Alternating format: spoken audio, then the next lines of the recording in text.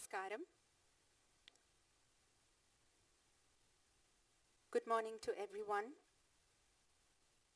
who is here with us today for the second day of Navadisha 2018. Nauka Charitram. Here, the Gopikas revel in the beauty of Lord Krishna. The first question that I asked myself is, why do we need yet another conference on the dance scene?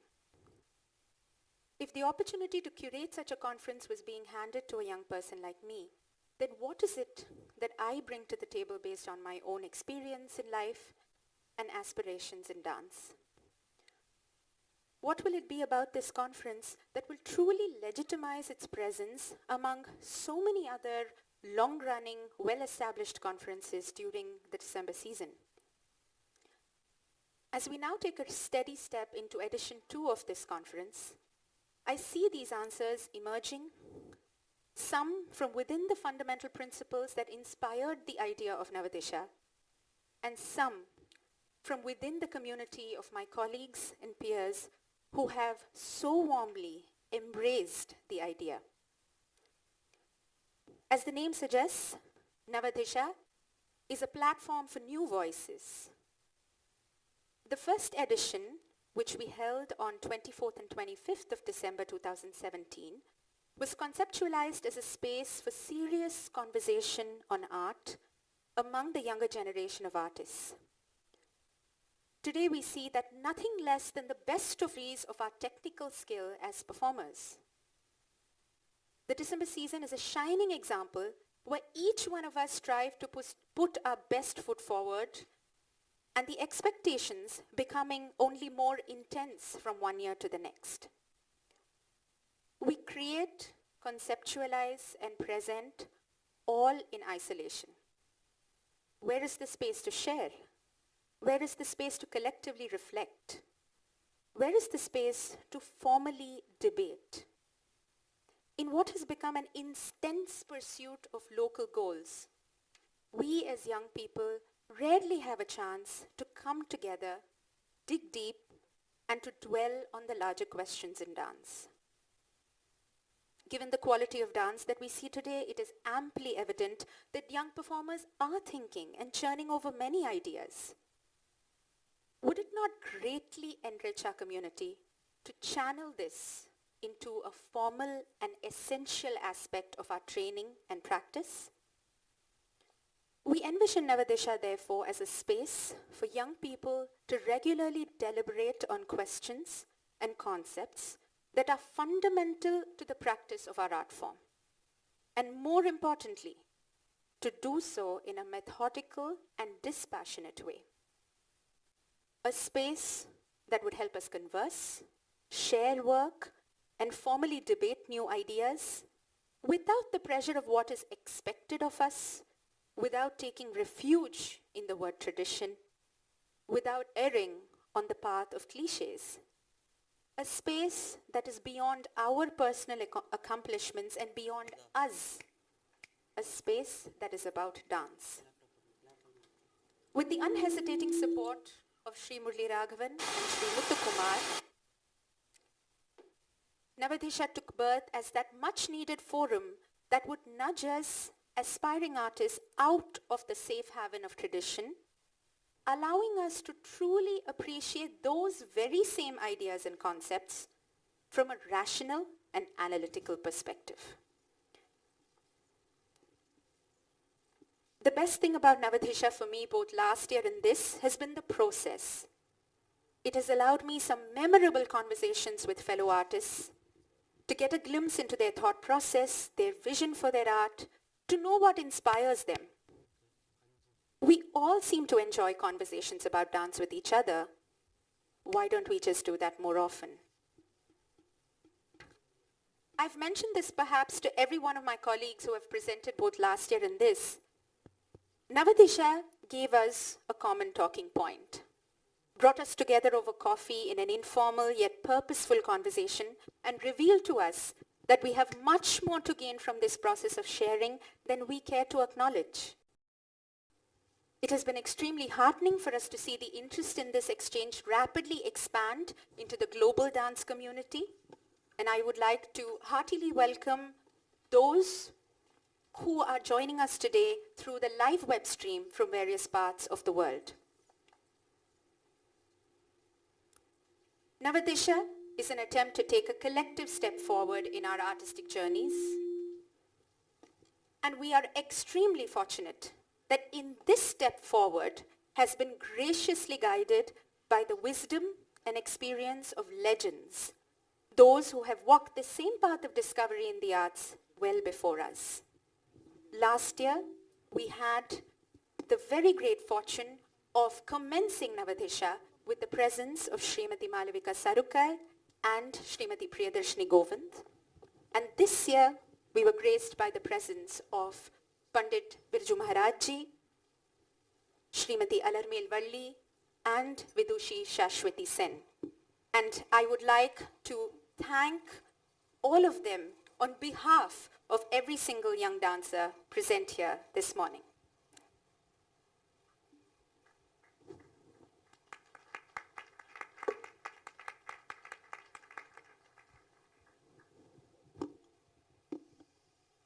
We are delighted to start our day 2 of Navadisha with Srimati Kapila Venu. I will just take 1 minute to set in context what our discussion today will be about. Today we discuss hastas and vocabulary used in Indian classical dance. It is our belief that these hastas are not merely a static dictionary. Gestures have evolved over time to allow the dance form to continue to reflect relevant thoughts, ideas, and concepts in society. This dynamism in the evolution of the knowledge system has certainly somewhat been subdued in recent times. Can we create an exercise today to analyze this, to develop fresh vocabulary, to look at what was handed down to us with a fresh perspective? And I'm absolutely delighted that Srimati Kapila Venu has agreed to be our opening speaker. Thank you very much. The floor is over to you.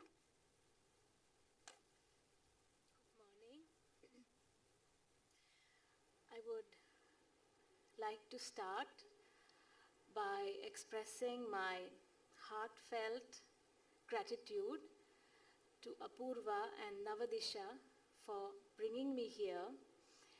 And I had also been on a very long break because of health issues, and I was very reluctant and thinking about whether or not to travel all the way to Chennai. But when I did reach here yesterday, and we started, and I met all my fellow speakers, and we started having this informal conversation about what we were going to do the next day, and the conversation heated up, and there was so much exchange happening in the few hours that we sat together that it was an extremely precious kind of sharing, that it was just, I think, by God's grace and chance that this came about. And I have already a feeling before even we go into the conversation that something really meaningful is going to come out in each of our lives with this. This is an initiation, and I'm sure the topic of gestures, of the need for gestures to evolve, the need to preserve and document the gestures that are slipping away each day from our hands. I'm sure this topic has already been discussed in several other gatherings, but for us it feels very fresh and very timely and meaningful. And so yes, I first of all would like to extend my gratitude to Navadisha and Apurva for really persuading me to be here. Thank you very much. And I'm absolutely honored that somebody I absolutely respect and love is also in the audience. So Thank you so much for coming, Akka, Malaka, and all of you distinguished and honored guests, and all the art lovers who are here and who are also listening on the um, webcast. So I have it all written down, and I'm very forgetful. And if I fumble, please forgive me. I'm not. I have to excuse myself. I am not at all a scholar. I'm more like somebody who practices. But and this morning I met somebody who I was desperately preparing something and trying to organize my thoughts. And Deepaka, a dancer in whose house I'm living, she came into the room and said, "Relax, Kapila, just be you." And so I'm trying to be, and just sharing my thoughts and my experience, the little experience that I have. So recently I went back to a book that I really loved very much from a French scholar called François del Sarthe. And I went back to the book because actually he was a pioneer in the European tradition for codifying the language of their theater, and some of his thoughts really resonated with me and many of my questions. So I'm just beginning by quoting some things that I very simply said, but very profound for me. So it's a very simple question. Why do we use gesture? And why gesture? So, of course, we all know it, but just reminding, he says, the true aim of art is to move, to interest, and to persuade. And persuasion is the office of gesture. Gesture is more than speech. It is not what we say that persuades, but the manner of saying it. The mind can be interested by speech, but it must be persuaded by gesture. So, we are persuading our rasikas, this is mine, our audience, to move with us to another world, space and time. Basically, our own word, abhinaya, literally means to lead to another space, another world, another time. And just as I was preparing for this conversation, initially I felt like I'm going to open my session by saying that I'm very proud. I come from a rich tradition, Kudiyatam, which has, to my knowledge, the biggest repository of gestures. We have it all sorted out, and we can translate any text in Malayalam or English, and maybe even other languages into gestures. And we even have grammatical nuances and gestures for all the vibhaktis, the vachanas, and everything. But then yesterday we were speaking to JC, Jayachandran, and I was flabbergasted because he said, "Oh yeah," then he said, "Show me a lotus," and I said, "Yes, a lotus," and then he showed me like 10 different lotuses, and he gave me the information that the Devadasi tradition in fact has gestures for all the words of the koshas, the Amara kosha, and like, yes, so it's a huge collection of gestures that are scattered all over. So yeah, I left that out of my speech.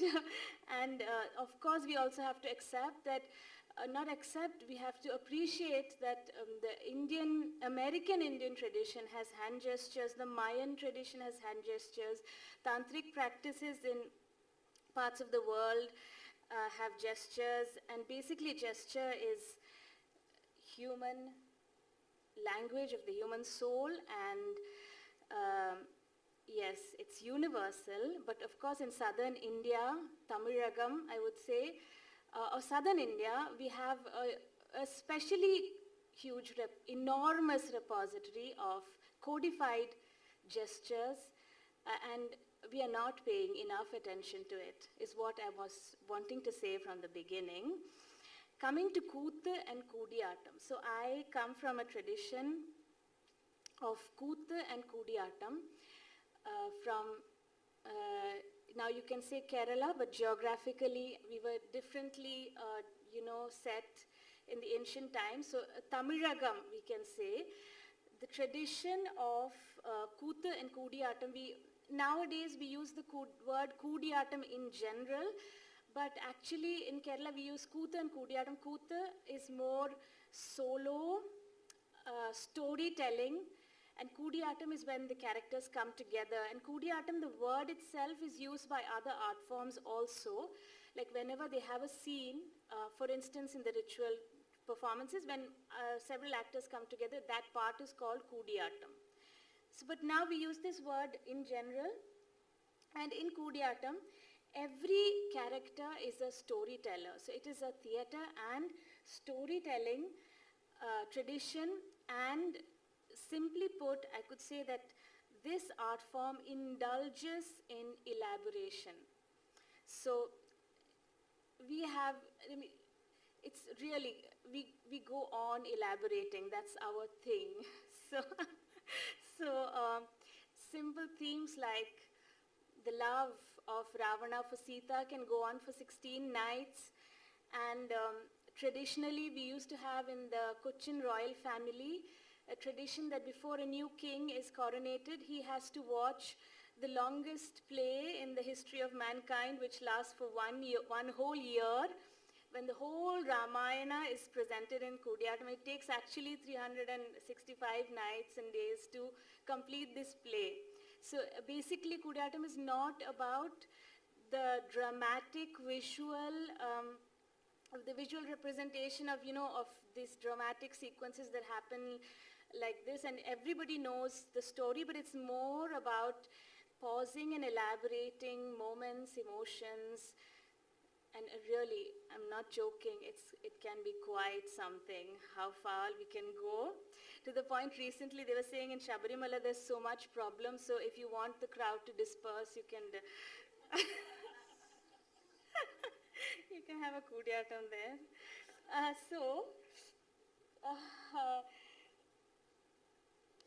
We follow something called Pragaram. So we have an acting manual. So every Kudiyattam play has two manuals, Pragaram and Kramadipika. And Pragaram is the actor's manual, and Kramadipika is the stage manual with all the directions on what should happen, how the scenes are placed, and what are the props, and how much the actor should be paid, and all these things come in Kramadipika. And Pragaram has all the details of the acting. So coming to gesture,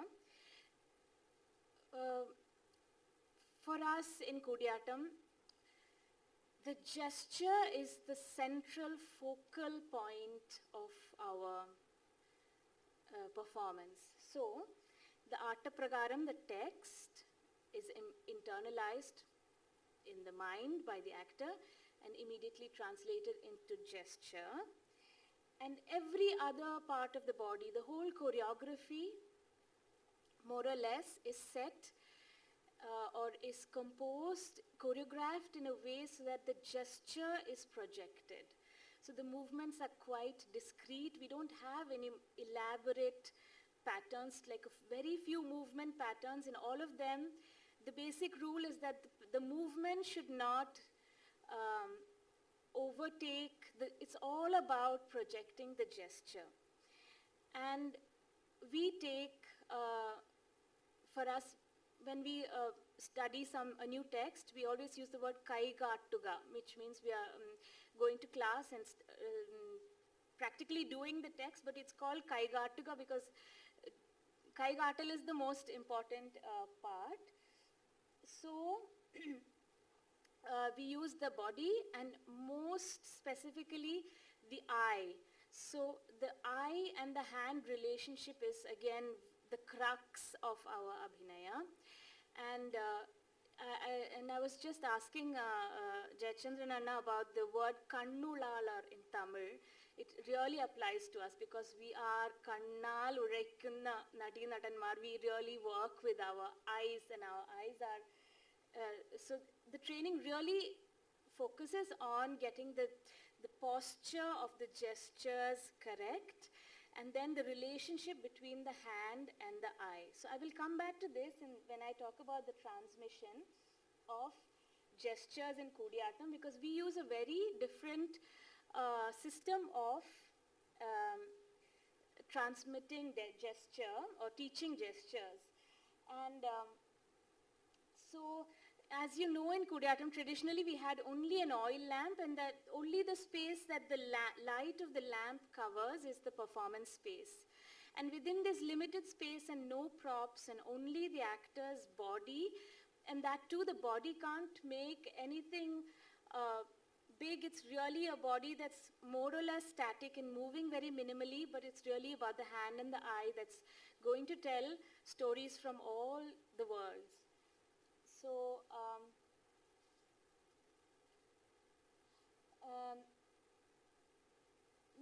so I, I was thinking, I was thinking back to the days when I was studying and wondering why I never questioned my master on why do we use gesture so prominently, instead of why are the words not just supported by the gesture? Why is the gesture so prominent? But I never dared to ask that question because I expected that if I did, I would be like thrown out of the window like the Zen master did. And but then I did later ask my father the same question. It's a simple question again, but I think it's relevant to ask because gestures are again, in a sense, superhuman. It's the language the tantris use to communicate with the gods. It's extra daily, put in the Western language, in Eugenio Barba's language to be precise. It makes a regular, normal, daily body extra daily. So it transforms a very normal body into something so extraordinarily strong that again it persuades that transportation into another world. And so I also have another question that I'm coming back to later on whether all gestures are understood by an audience. Do they need to be understood? Does every gesture that the actor performs? So many of the audience have posed this question: why do you work so hard? Or why are you so precise about your gestures? Who is going to understand? And anyway, hardly few people follow your gestures. So who is the gesture really for? Is it only for the audience? Or does it serve a purpose to the actor's conviction about the world he or she is creating? If the actor does some cheating in the gesture, will his or her world fall apart? And these questions are there. And so, then we were discussing yesterday on gesture. So I said, JC said this, it's not mine. He said, so when you do a gesture for tree, it's not just the tree, it's the tree, it's not the tree, it's the tree-ness, he said. And I didn't immediately understand, I objected that, but then going back, it was absolutely, it hit the nail for me, because, for example, mountain. In Kudiyattam,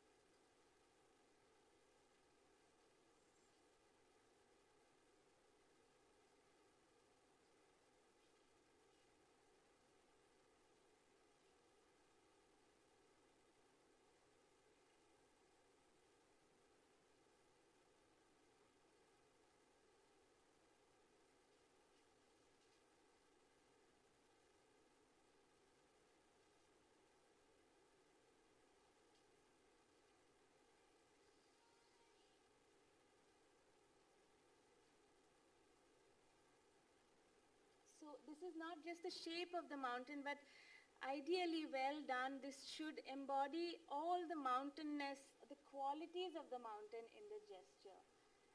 And please do stop me if I'm being too random.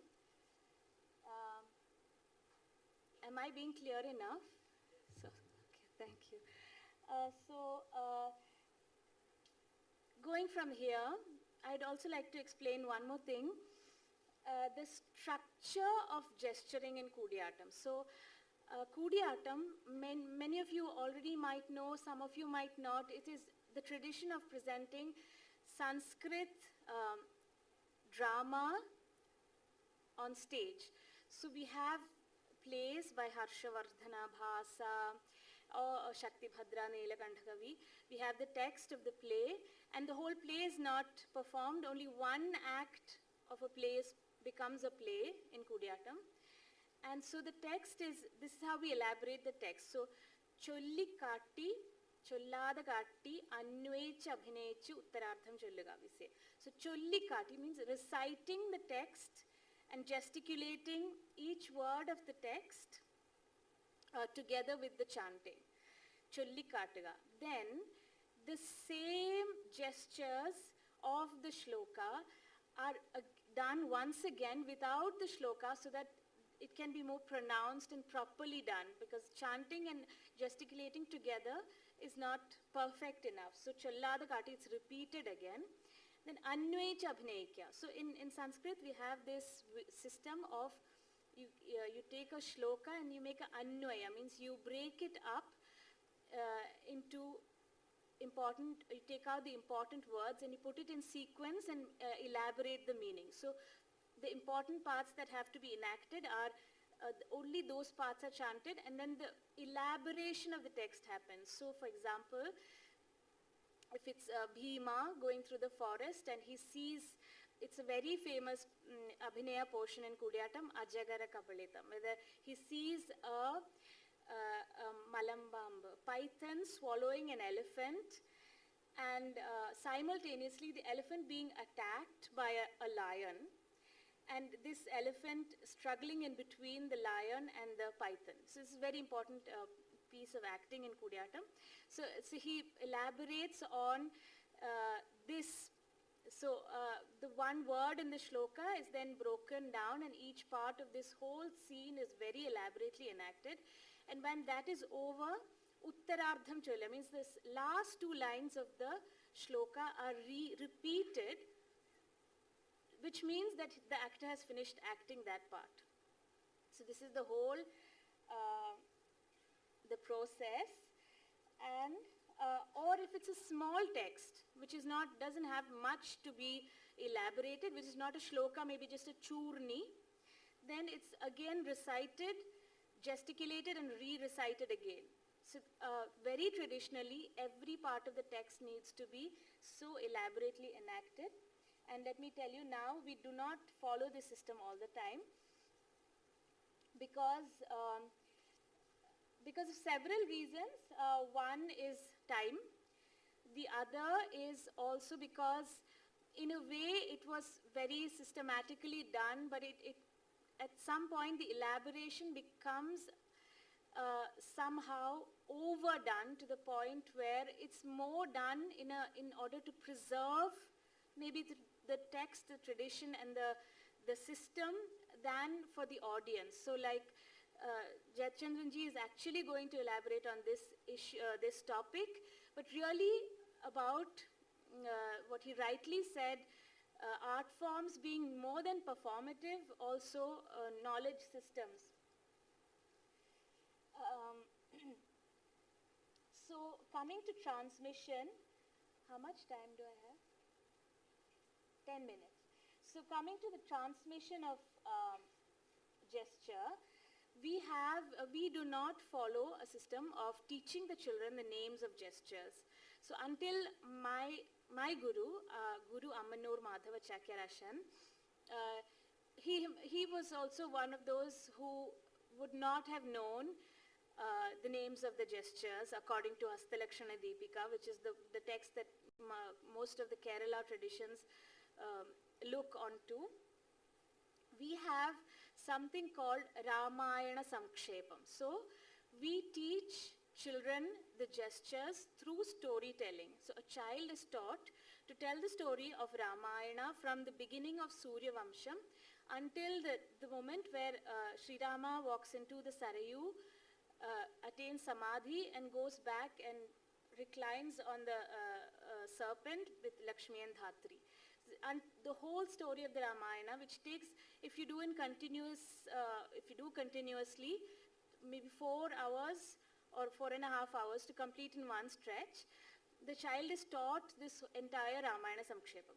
So once a child studies Ramayana Samkshepam, 90% of the gestures used in Kudiyatam are covered in it. So Ramayana Samkshepam is actually used for teaching, but it's also part of a performance called Anguli Angam Kuthu, which is a ritualistic performance performed in the temple. And so I can just show you how it goes. So the child first learns the text. Engilo pandu Surya Vamsham undai. Long ago, the sun Surya Vamsha existed. Engilo pandu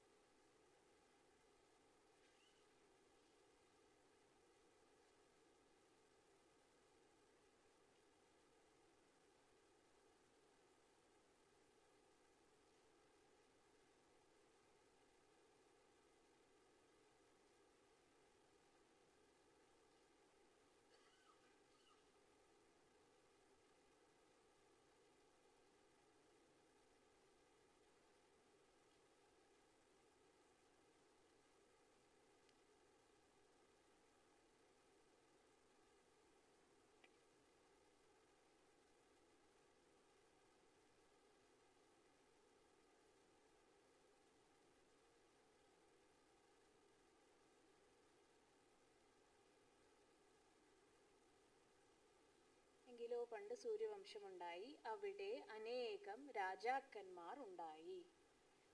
അവിടെ അനേകം രാജാക്കന്മാർ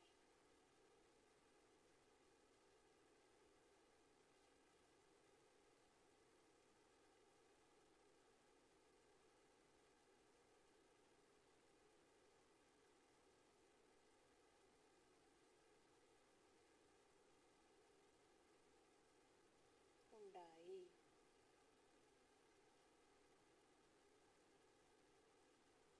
അവർക്കിരിപ്പാനായിക്കൊണ്ട്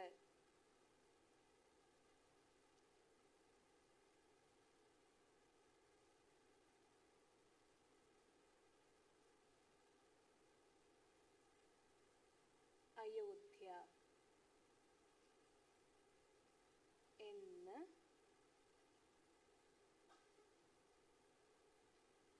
പ്രസിദ്ധമായിട്ടൊരു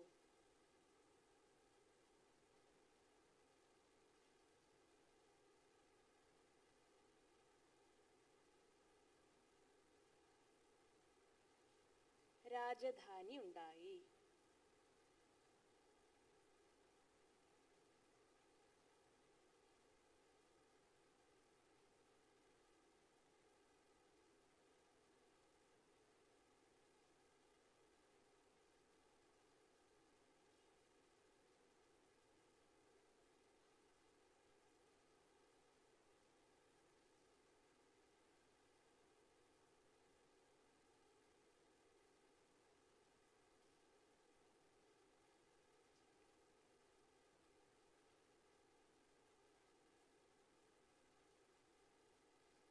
So like this, the whole Ramayana, if the student learns, more or less all gestures are included. And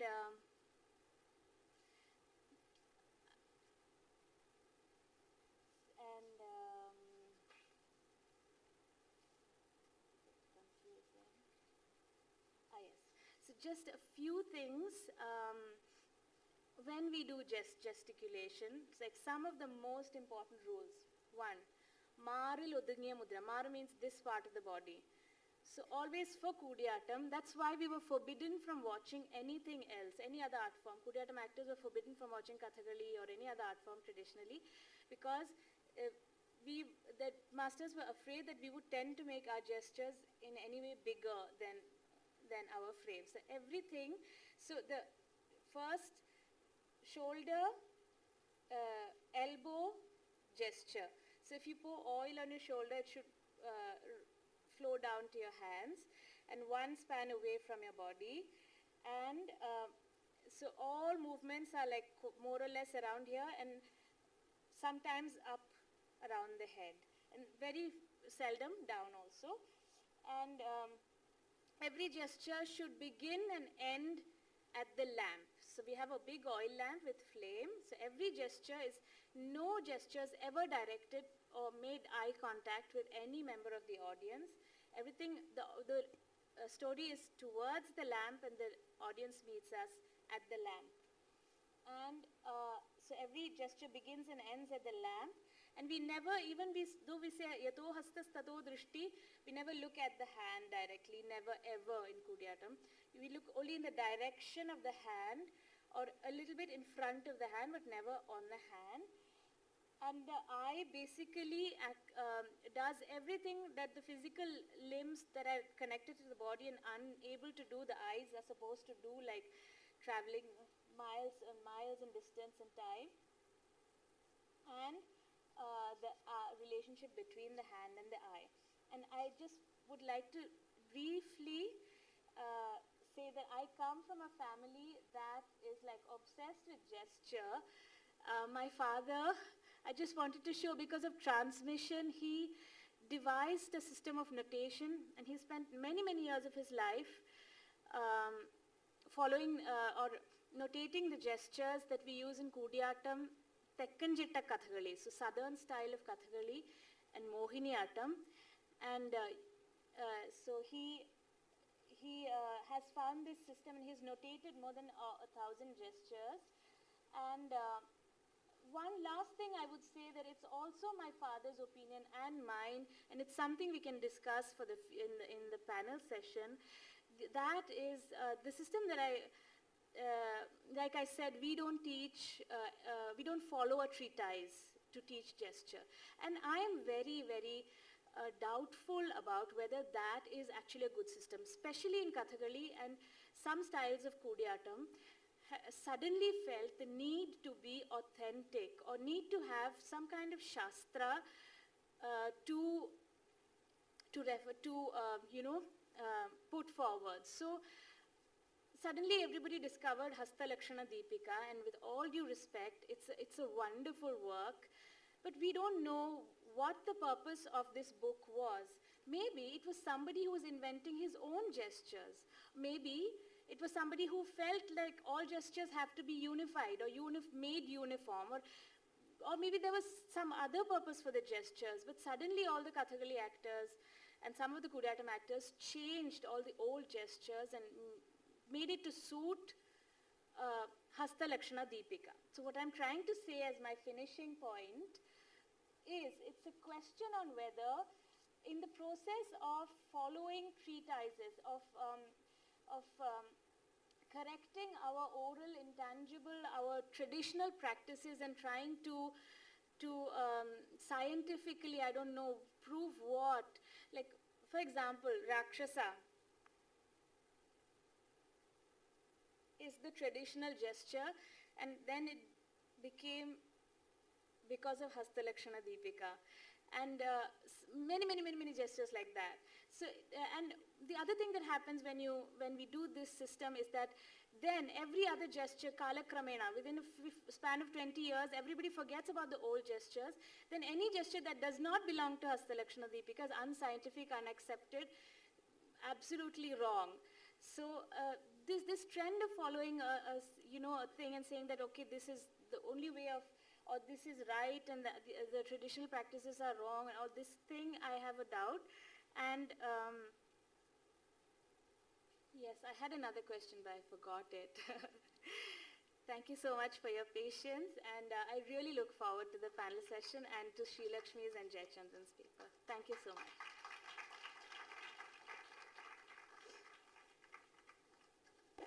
Thank you so very much, Kapila. I think that is such a beautiful and pertinent note to finish on.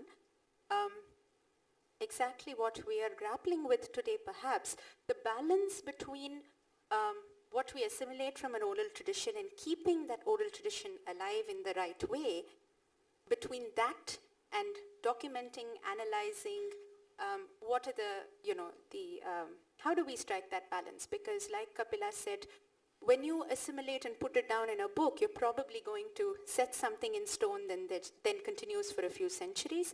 But on the other hand, and I think that's something that we will see from, Jayachandran's talk next, is how much of the oral tradition are we missing out on? Are we losing?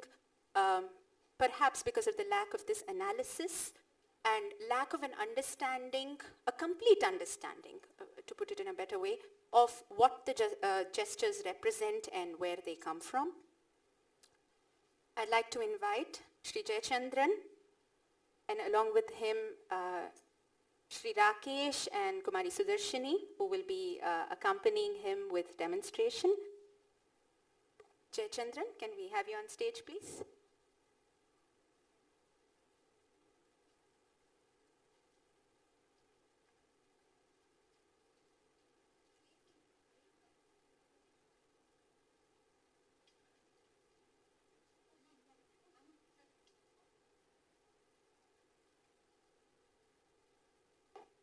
Jayachandran will join us in a moment on stage. I just wanted to share that, when we started this idea of Hasta vocabulary, it started off with, for me as a Bharatanatyam dancer, what I'm trying to understand and explore.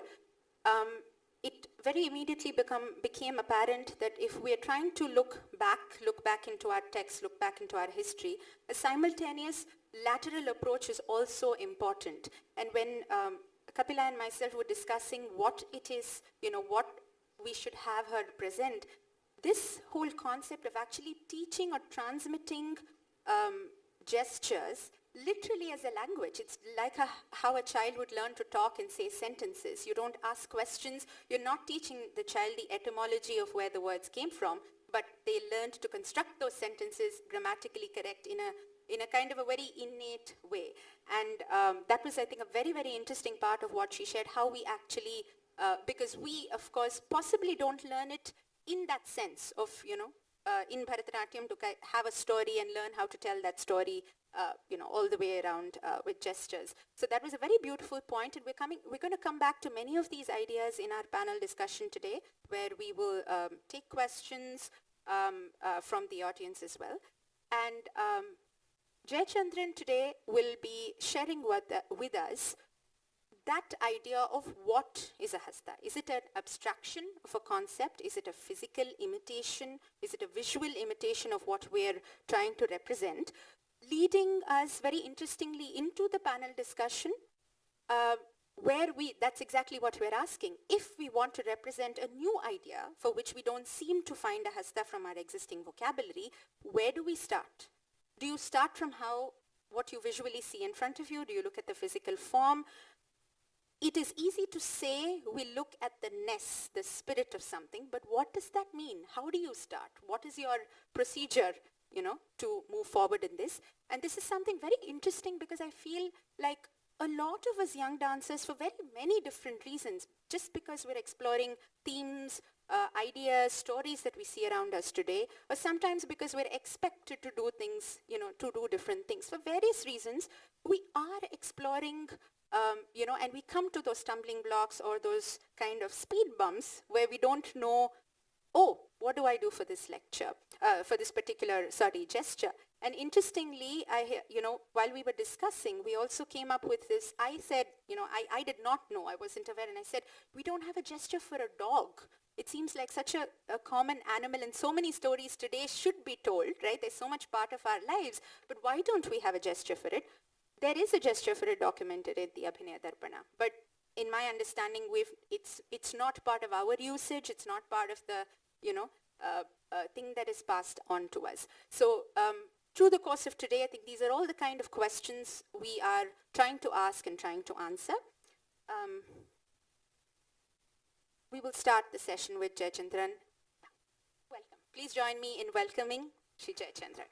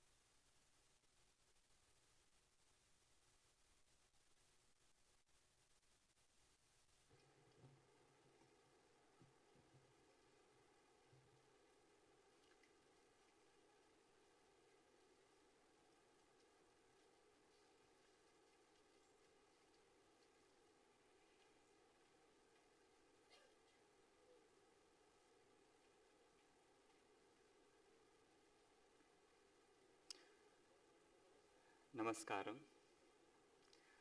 I welcome you all for this morning's discussion on the topic Abhinaya as an inquiry on reality. Today's talk would also dwell Swami Hasta as a case study. I render my heartfelt thanks. This word heartfelt is not just an adjective, because the kind of discussions what through this entire conference we had was very, very memorable. Dr. Apurva Jayaraman for giving us an opportunity to discuss with each other, the organizers of this particular conference, and henceforth the matter is discussed. It is so interesting that few minutes before this space was adorned by a representative from a big lineage. All of us know that. But why so pivotal about it? Because one young king with his young king brother, young king saint brother, walked in the Western Ghats. They took a sojourn. They witnessed an actor. He performed. Believe me, the speaker before me hails from that tradition, the Chakyar.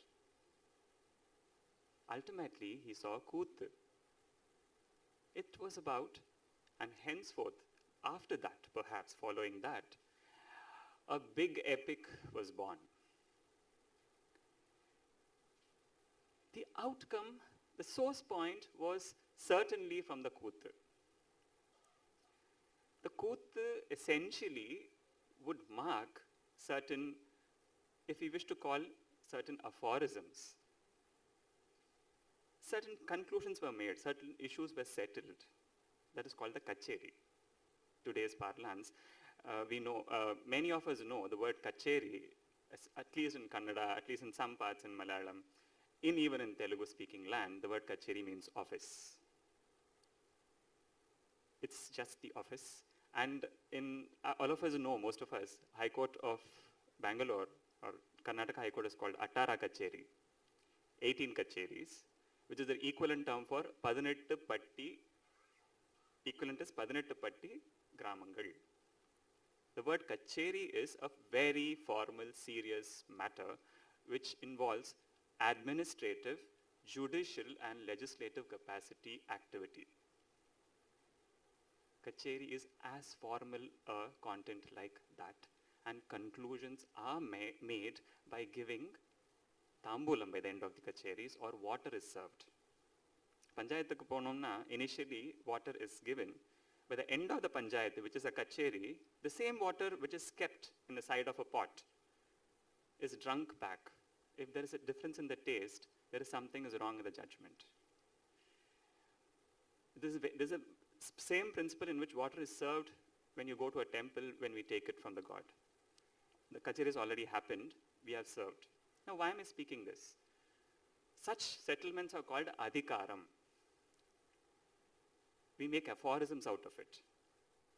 And way back in Madurai, there was a big dialectic discussion happening in the court about the antecedent of an anklet, and certain adhikarams were written. I'm sitting in the same town where perhaps a great thinker of a time ever we can imagine existed. He breathed and sweated in this place.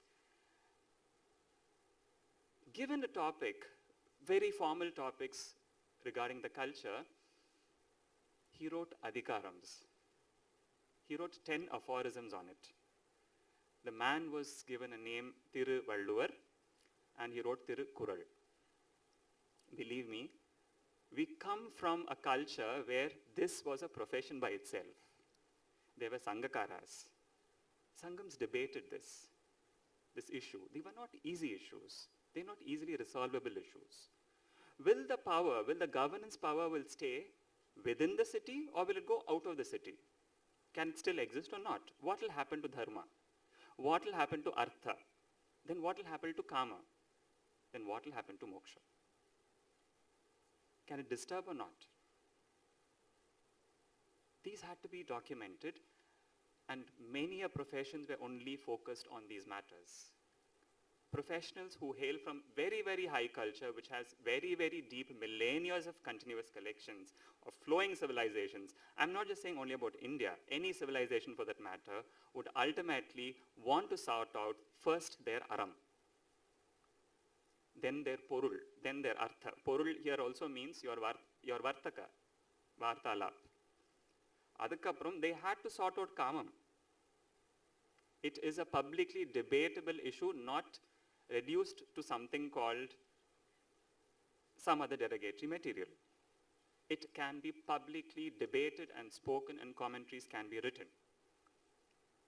If not, we would not wake up and make a child of this society to recite Kamala Kuchachu Chuka Kunkumato Niyataruni Tatula Niratano. Please, who's waking up from the bosoms, why would you make it to a child to recite it? Because they are formal entities. Now, why are we speaking this? Every profession was so formal, and they had the clear-cut understanding of reality. It was formal.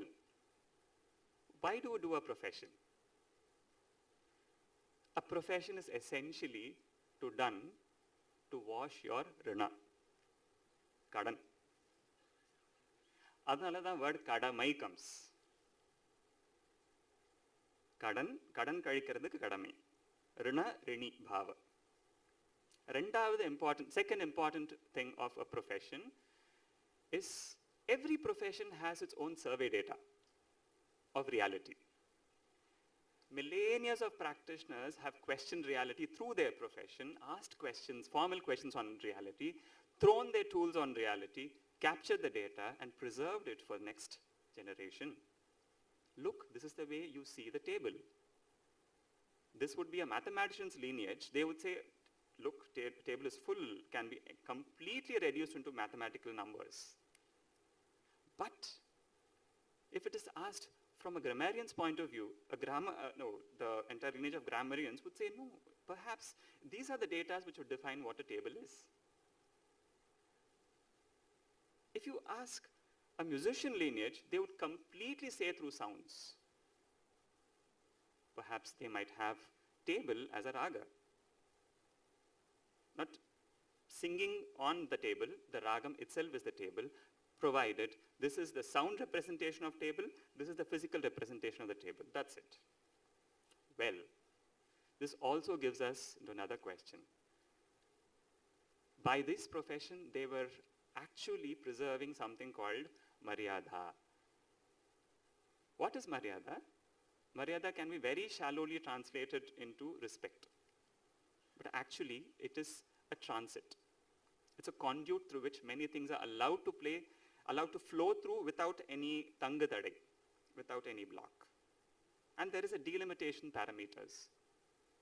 Now, I spoke about aruna, I spoke about certain adhikaras being discussed, I spoke about certain survey data were being collected. If at all there is a profession, what just we saw, a lineage of actors in this Indic tradition, actors and dancers essentially had their own kadan to be resolved. It is done to wash their kadan. It is done to analyze reality and collect survey data. It is also done to preserve Maryada. Now, having said that, how do we actually go about it? What are the axiomatic assumption of this particular profession called acting? Abhinaya, which is the first truncated outcome of this profession, would say the first axiomatic assumption is, let us treat the entire reality to be an animate being, not just inanimate, a mixture of animate or inanimate. There is a possibility that every possible entity here can also be animated. I would explain it furthermore. Second assumption, every being what we see not just have a gross body, they certainly have a subtle body. That is what is called their ness. We can relieve that ness from that gross body, and the subtle body is intertransferable from one realm into the other. If we take, for example, a tree, argument's sake what we had a discussion, if we take a table, we take anything else, a fish. The fish ness is lifted and the same content can be, if transformed into colors, it becomes painting. If transformed into ambience, it becomes sculpture. If it is lifted and put into the body of a human being, it becomes acting and abhinaya. Which means there is no possibility that you can imitate a fish. Because it has a locked body within it. When you relieve it from the sthula, there is no point, there is no way that you can imitate it. You have to re-sign it, take the form, distort it, reassign it, realign it. You totally reshatter it so that it accommodates the body of a human. Fishness is transferable, not the fish. Which means the form is transferable, not the content.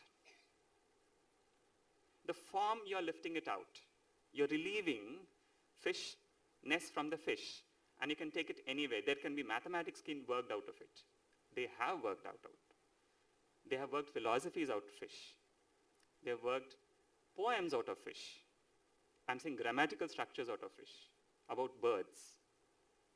Now, this is a very abstract, yes, a very essential way. Now, what is this particular thing? If we ask the Shaiva philosophers, how do you capture reality? They say, look, we would assume everything around us to be a being first. To absorb, to lift the subtleness, we would throw a net which has 96 parameters in it. We throw the net on the reality and capture the data. It has 96 parameters to it. They are called 96 tattvas. They are called as Prithvi, Apa, Deyu, Vayu, Akasha. Prithvi, Apa, Deyu, Vayu, Akasha, though literally, the problem here is we have transferred it or we have translated it to be whatever space. But people who deal with the philosophy would know that the little water what you take in and drink is a composition of all the 5 elements. It is not just the water as Apa. It's already 5, but we are speaking about Mahabhutas. There are totally 5 Mahabhutas, Prithvi, Apa, Deyu, Vayu, Akasha. Then the same net would have 5 other components, Gandha, Rasa, Rupa, Sparsha and Shabdha. Then another 5, Strotra, Tvak, chakshu, jihva, and grana. It has another 5 motor organs: vak, pada, pani, payu, and upastha. Then it has furthermore antahkaranas. Now you're saying this net, I'm trying to design the net now. This I have a component called antahkarana: manas, buddhi, ahankara, chitta, jiva. Then furthermore they say, let us assign nadis to it. Ida, Pingala, Sushumma, Jihva, Purusha, Gandhari, Yashasvini, Plumpusa, Shankini, and Kukkuda. Then furthermore, it has Dasha Pranas to it. This is where an important material comes. Any component you see, when you rarefy it as a subtle matter, it becomes a patra. Now you have to assign 10 pranas to it so that you handle it, you mold it. The Bahir Prana is the Sharira there, the Antah Prana is the Patra. The external and the internal Patra. We rarefied this entity. Now we rarefied this. This entity is called the Patra, which is the vehicle, which is the vessel, which is going to carry, and this has to hold. This is the substratum. This is the Vasu, in which something is going to come and stand on it.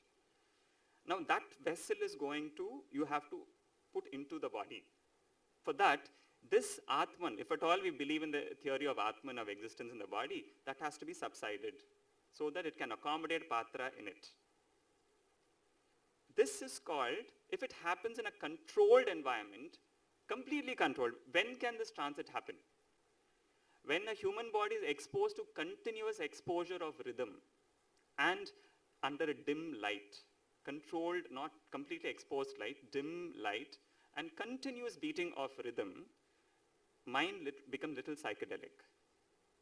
And you can easily slip yourself and something can easily get into you.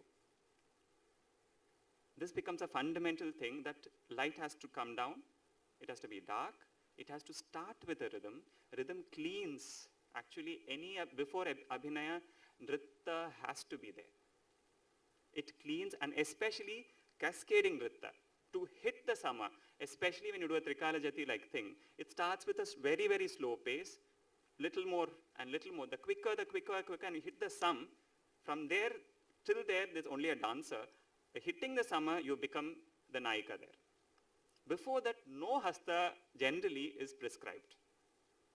Because till then, the Trikala is the transit point, and yesteryear's Trikala is only a very formal entity today by the Tanjavur courts. But yesteryear's many, many drama theatre traditions had this increase of rhythm. And suddenly at one particular point, you just go head banging.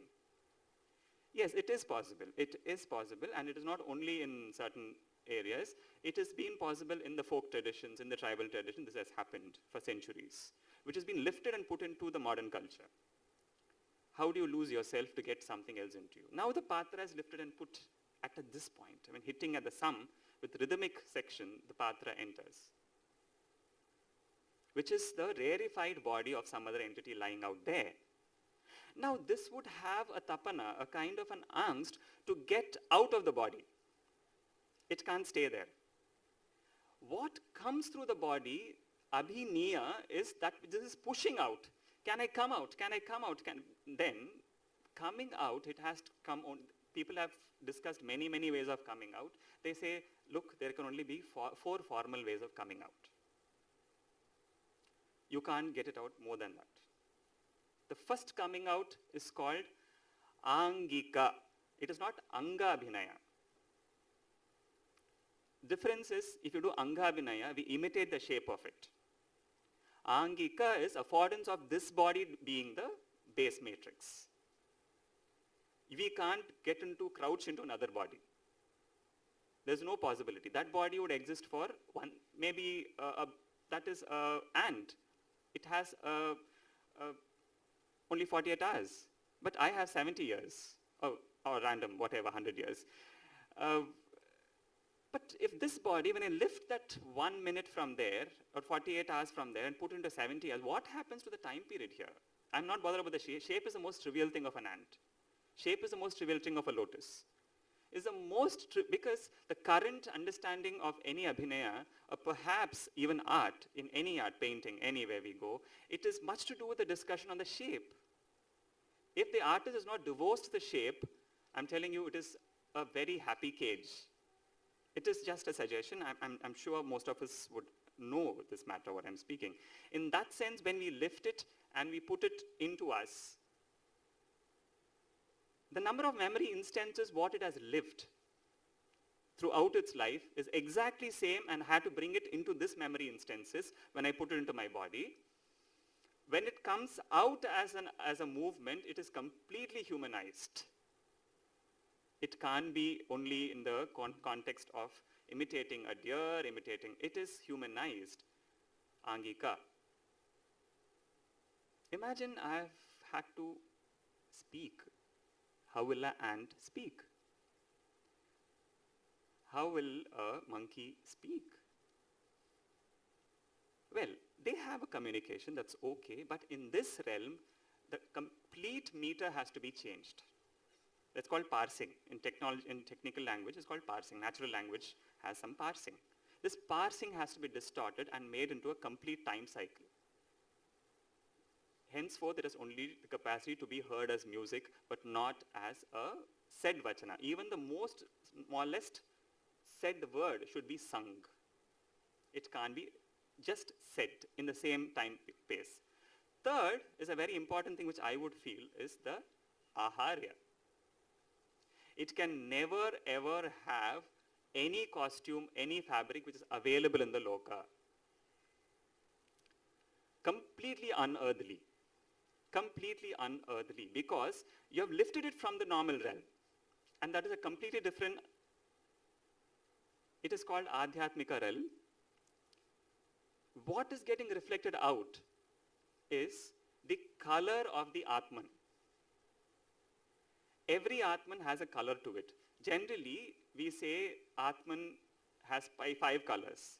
Shweta, Pita, Neela, Aruna, Shyama.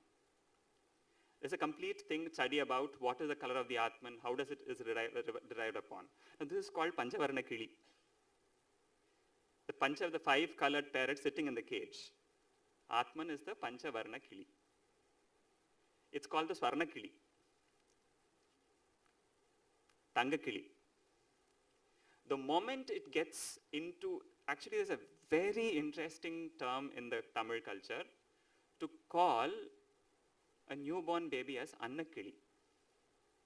Why? When an Atman is born into a body and comes out from the prasava, because it's, you always know, it's a sava which becomes prasava, extended death. A kind of a prana comes and hovers around the baby and stays only for some time period. And after that it leaves the body. That prana, we know prana is called as hamsa. Soham, soham. When you inhale, it is hum, exhale, soham, soham. It becomes hamsa, hamsa when you breathe. Hamsa, anna, kili, atman. That particular prana lies only for that particular short time. That's why the baby is called anna, kili. Understanding this, if someone is putting a costume for a Mahatman, you don't expose any part of the skin, nothing is exposed, because skin is not natural to that character who's acting there. Generally, great characters are given green in color. Only green should be revealed. That is entirely the color of the Atman. And no costume is available here on this lokam. Completely exaggerated. It's not exaggerated, it's stylized, it's reformed. Now, having said that, if I happen to do a costume for Mahatma Gandhi, he would have the grandest king costume in his life. He would never have a bald head. In this idea, when a Swami idea is brought out, I would request my friend to demonstrate. We just started with an example, Rakesh, KP Rakesh, And Sudarshan. She told 10 minutes.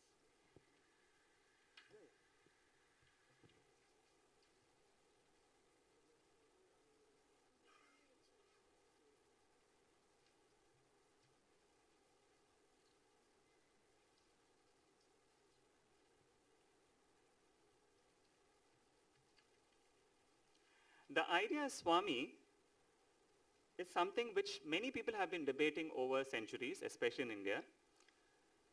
When we ask the royal people what is their idea of Swami community, they would say, see, once upon a time, the community prayed to the Param. We are unable to organize ourselves. Can you make one of your representative to make an avatarana? So that on that padavi, one of us can descend, one among us can ascend and be your representative. Henceforth, from that padavi, anything said, we consider it equivalent to your word. There is a kind of a agreement between that loka and this loka. Well, this is the office. Actually, the word Swami, the word king or Natha, whatever we see, it's an office. It's an office. It's an office with 10 angas to it. It has 10 parts to it. Peyar, Nadu, Ur, Aru, Malai, Puravi, Padai, Murasu, Tar, Kodi. Manikavachaka sings in Tiruvachakam, the Sangam of Swami. In fact, the born name is one. The moment they get consecrated, they get coronated, they get another name. Because Peyarlandi ella maranam. This is an office construct. Now, to that office, even the king comes and bows. Every day when he walks from his Antapura, when he walks down his passage, he is given all the targets he had to meet. Raja di Raja, Raja Gambhira, Raja Martanda, Raja Kula Uttunga. Actually, those are not his praise poems. These are his job targets. If you fall short, it's your problem. No. Every day he gets that, because the moment he gets from his kotil, from his, he gets up, someone sings Melukolupu for him. The moment they said, they remind him, this is your official name, and your kadame is waiting outside. That will be the Melukolupu, always. No one leaves you alone when you're in high office. And you also remind you of the lineage where you come from. Your lineage is said, your name is said, and your responsibilities are said in the Melukolupu. Rama, Sandhya Pravartate, Kausalya Supraja, lineage solanum, per solanum, vandiduthu, yara nikranga, uttishta narashardula, kartavyam daivamangikam, kartavyam, uttishto uttishta, Govinda, uttishta Garuda Dvaja, uttishta Kamalakanta, Trilokyam Mangalam Kuru. So you have to remember, immediately the name comes and responsibility also comes. Now he has to walk every single time this is heard and said to him. He goes and since the darbar, he falls at the feet of his mother, he falls at that's Rajamata, the gurus, and asks everyone permission to say, let me give you that thing so that whatever I speak becomes the voice of the divine. Because those days, even though they're educated with dharma, the voice of the king becomes the law. Sonnade sasanam. So they are always hoisted in mid-air. Avanga seat is never in the boo. You have to alight certain steps to get onto it. Normal Bhadrasanam, by touching the hands of the ritual, becomes Simhasanam. Simha is not the actual lion. It is Ashtasimhas there, Ashtadik Simhas are there, Ashtadik Nagas, Ashtadik Gajas, Ashtadik Vrikshas, Ashtadik mountains. Everything are lighted into the Simhasana. And we also, this culture, Indic culture, is also familiar with the Simhasana, which had 32 stories in it. It's not just a Simhasana of 32 stories, Vikramaditya's. Simhasana can have many things attached to it. It has a grammar text. Now, when you're getting onto that, the moment you climb, you are still the king. The moment he turns, even his mother has to pay to him. Even his guru has to pay, because he's in a padavi. When someone sings on Swami, they are not singing to the person. They are singing to the office. Henceforth, even a javali can be sung for a 10-year-old boy. Because that is not for the boy, it is for the padavi. And they're constantly reminding him, this is what is your padavi is. You inherited these names from your ancestors. As an actor, as a dancer, as a court presenter, it's my responsibility to give you the annual appraisal list. You better meet these corporate details. And every time you say, oh thou the great, oh thou the Triloka, oh all who's ruler of all the 14 worlds. Excuse me, he's only the ruler of Tanjavur or whatever. For them, any king is potentially the ruler of not Tanjavur or Chola Desa or any Desa. He is potentially the ruler of 14 worlds. He is not only, he is potentially the ruler. Potentially. But did you achieve your target? It's a completely different thing. Every day, it's a formal responsibility of someone to remind him what the Swami is. Ultimately, this boils down to the idea of self. That's something called Swa.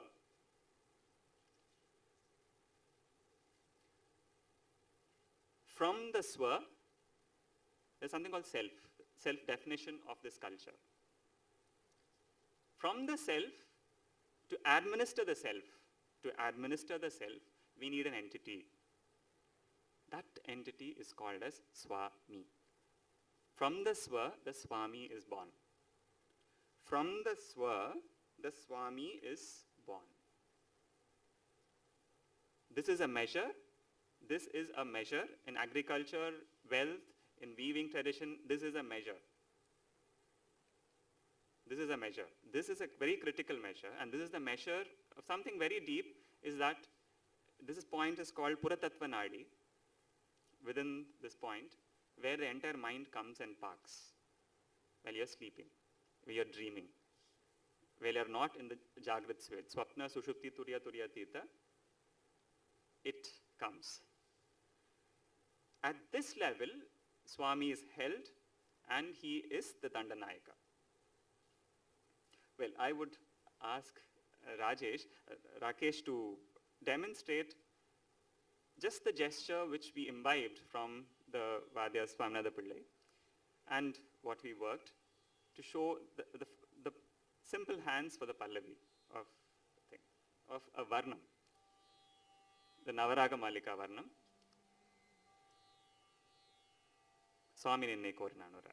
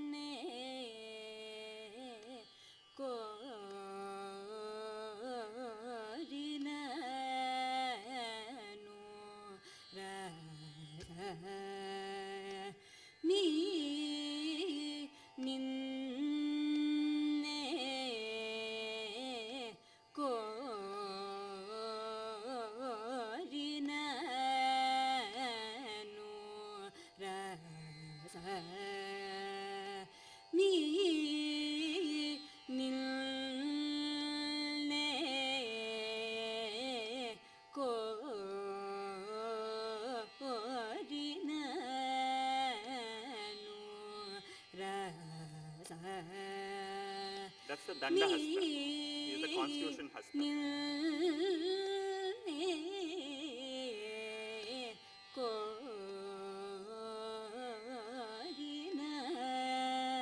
The Dandam is parallel to the earth. It's a constitution which he is Dandam. It's not Dola.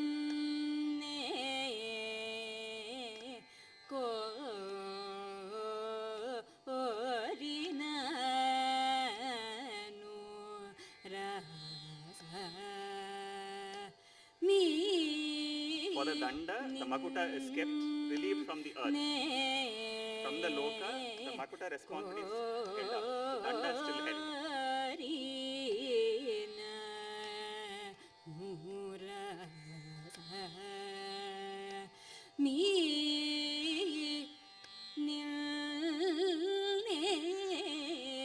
వర్ణన స్వామి.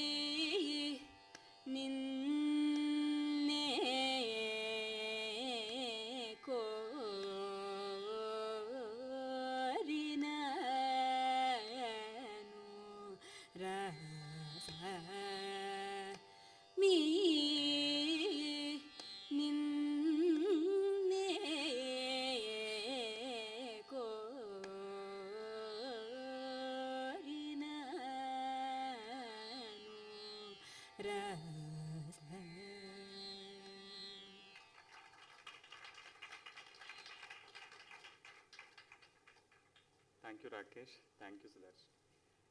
With this, we come to an end, and I'm very sure it's a tip of an iceberg, and a whole lot of material is written on this idea of Swami when it comes to the Indic tradition.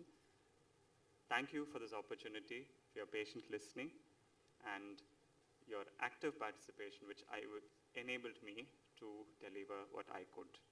Thank you.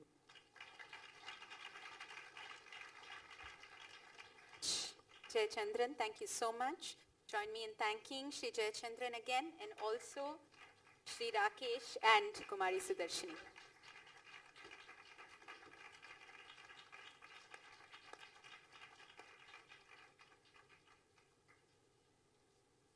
Without any further delay, it's my great pleasure to invite on stage the next presenter today, Shri Lakshmi Govardhanan.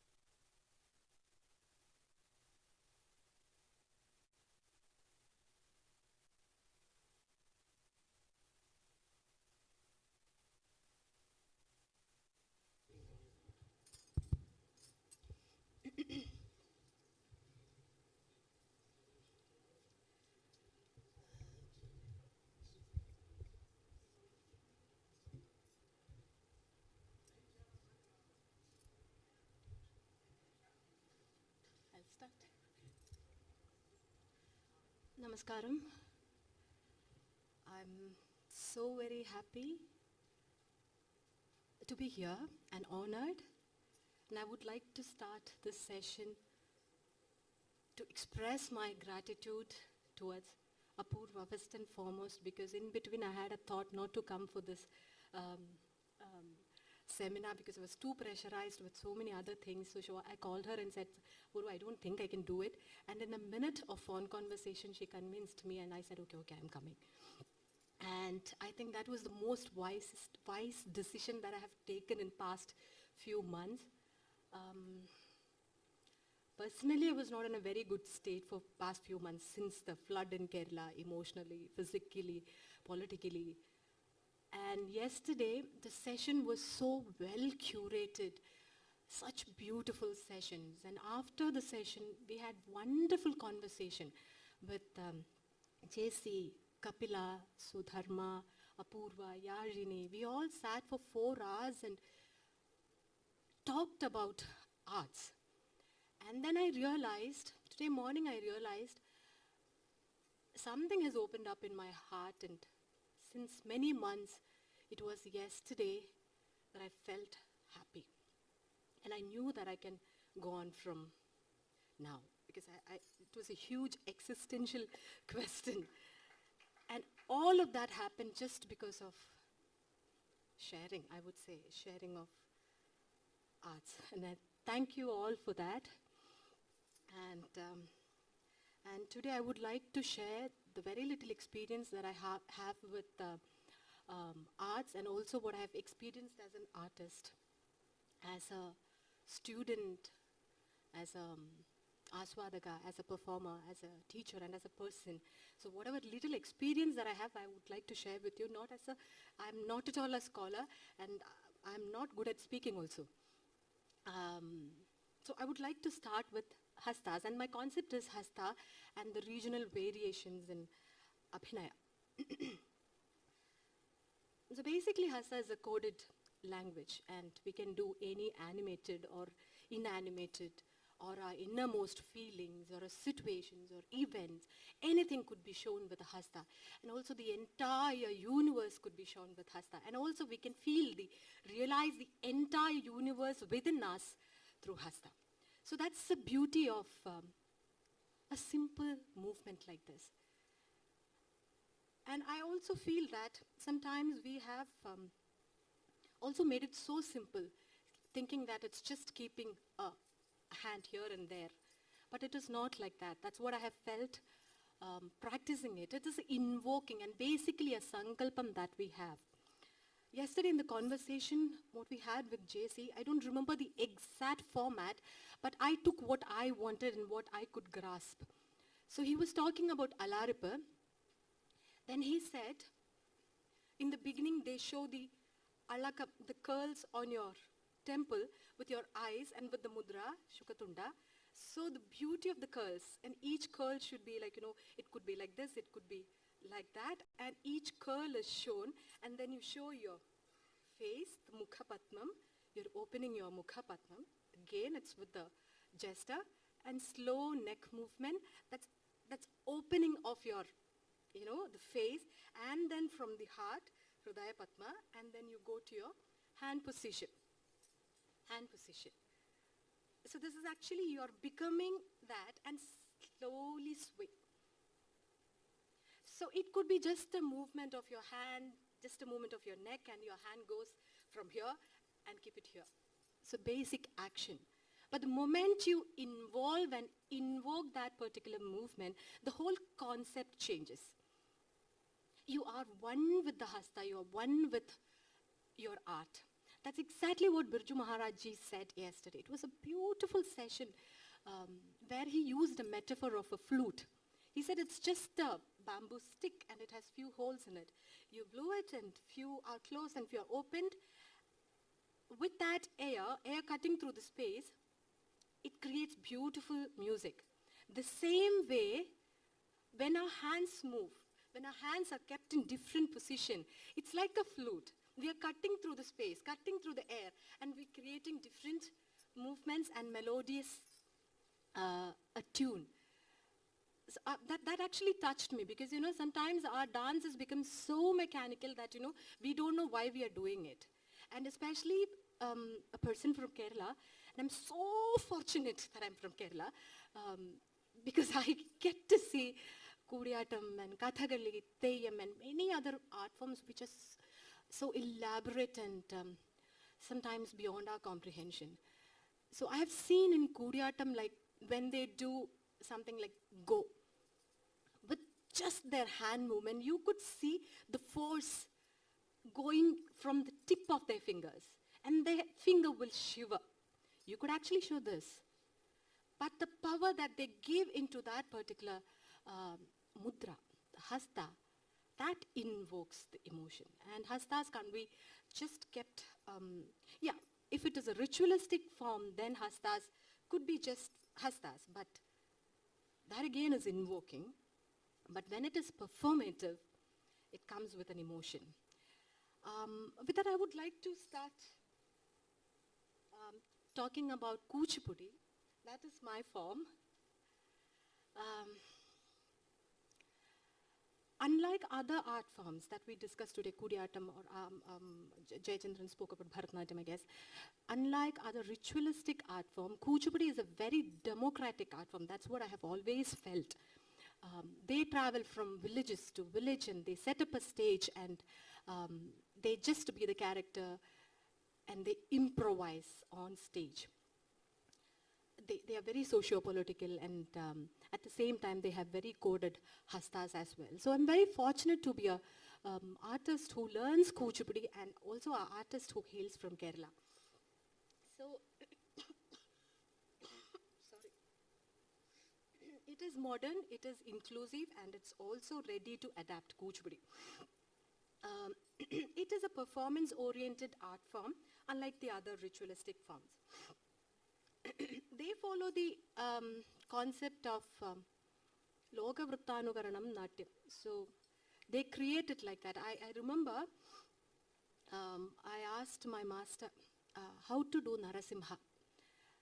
So everything if I start a conversation, I end a conversation, everything ends with my guru, Sri Pasmarthi Rataya Sarma Garu. So once I asked him how to do Narasimha. So we as artists, even me, we have to do body conditioning, we have to feel the character, we have to set up and, breathe and then be a character to be Narasimha. So he said, what is big deal about Narasimha? He said, you just have to take Hiranyakashipu on your lap, just open his stomach, take the blood, drink. And then he took the blood and he kept his hand like this. So just this portion was covered and his eyes was open. And with the eyes, he didn't do anything. But I could feel he drinking the blood and the anger and the thirst in his eyes and slowly settling down. By the time he removed his hand, he was a settled down Narasimha. And then he said, that's it. And I was crying. And I also thought why do we complicate it so much? You just have to invoke it at that particular moment. And he showed Narasimha as like this. Narasimha face is here and body. And our Narasimha is this. We do Narasimha like this, right? Right? Yeah. So, but in Kuchipudi, what he showed me, Narasimha's face comes here and it is not, Simha Mukham is not whole like that. It's kept like this. And I asked him that also, why do we keep it like this? Then he said, this only make it look ferocious. This doesn't look like, Simha. So this brings that ferociousness of a Simha and Narasimha. So everything has a logic, everything has a connection, and that's how they invoke it. That's the beauty of it. And he also told me, if you want to become a Kuchipudi dancer, if you want to be a dancer, observe what is happening around you. Don't be just like that, don't learn like that. Just observe the women around here, how they wear the sari, how they sit, how they talk. And then I realized, I can't be a Malayali and do Kuchipudi. The way Andhra women sit, physically I'm not Andhraite and they're tall and beautiful, and if you look at Manju Bhargavi and Shobha Naidu and all, they're gorgeous. So I can't be like that, but I can imagine to be an Andhraite and the way they sit and the way they talk. And in Kerala, we never express something like, wow, we don't have an exaggerated emotions and we are very contained, very sophisticated people. But if I'm doing Kuchipudi, that has to be an open and exaggerated movement. Another thing that we were discussing yesterday, it's different between Kerala and Andhra or Tamil Nadu. How do you show why? How do you show why? How? How do you show? Just tell me why. Yeah, you show it like this, right? So basically, everything is this, right? But in Kerala, for us it is enda. And never enda is this. Enda. So that comes in our mudra also. If you're doing a Mohiniyattam, if you want to show what happened to you, we will always do what happened to you. We will never do what happened to you. That's a regional variation, and the same thing has to be adapted into dance also. The movements, the expressions, everything has to be observed and adapted to our performance. And why I'm talking about performative aspects of hastas today is because I'm a Kuchipudi practitioner, and it was never a ritualistic art form. Though they were ritualistic, they come from a community, a Brahmin community, their mudras were coded, it was ritualistic, but they were always performative. So that is why I'm talking about the performative aspect of Kuchipudi. He also told me this. Once he told me, when you are doing bhama, you can sometimes, correct your sari. You can do small movements with your sari as well. So I said, okay, I got the point. So I made it very clear to do this. So he said, who will do that? Which women will do that? You shouldn't bring your notice, you shouldn't bring others notice, whether you're correcting your sari, and slowly pull from here. And he did it so beautifully, I felt embarrassed as a woman. So that is the kind of observation that they have and how they adapt it into their art form. At the same time, being involved in that particular hasta and mudra. Again, with the regional aspects, I would like to say few things. In Kudiyatam, we have anti-heroes as heroes. And Kapila would have, maybe in the panel discussion she will show you. Ravana is the hero in Kudiyatam. And nowhere else in the world, Ravana will sit and chew a pan. He will leisurely sit, he will take a pan, he will put chunambu, adaka, and he'll eat and he'll leisurely do his thing. And that is only done in Kerala because that's how the men are there. So we adapt that into our performance also. But we'll never see that kind of Ravana anywhere else. The same way, I wanted to say that also. When Kapila was doing Inkilo Panda Surya Vamsham, the way she showed Surya, these are the small things we can also notice and we can adapt and at least, get into our system. We don't have to do it exactly like them. When she showed Surya, Surya was rising, and when it went up, it's rise, and that is, hot sun by afternoon. So it's a rising sun, which is pleasing, happy, and when it reached there, she did this because, it's because of the heat. See, as a Kuchipudi dancer, I don't have to do this, but actually I can imagine it, right? Within me, when I show a hot sun, that should hit me. So that is how you invoke a mudra. The same way in Kudiyatam and Kathakali, they show water like this. So the water has a shiver, if you see that. We show water like this in Kuchipudi or Bharatanatyam, but they show water like this with Arala. And I always wondered, why do they do this? Why do they shiver their hand? But once, it came to me like that, when I was looking at water, the reflection of sun, even if it is moon or sun, the reflection is always on the water and it gives a shimmer and it gives a shine. So the water is always like that. It's like, shining water. And that's a kind of observation. Kapila was saying it could also be touching the water. So these kind of things, if we invoke within us, that brings out the energy. Exactly what Birju Maharajji said yesterday. You be the flute, you be the notation that you create in the space around you. In Kuchipudi, see, I have a problem. I have scattered thoughts. I fumble, I fall, and I get up, and just like my life. I really don't know where I am now.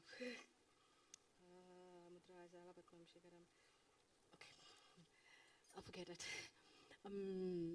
So again, going back to Kuchipudi and what my guru has taught me,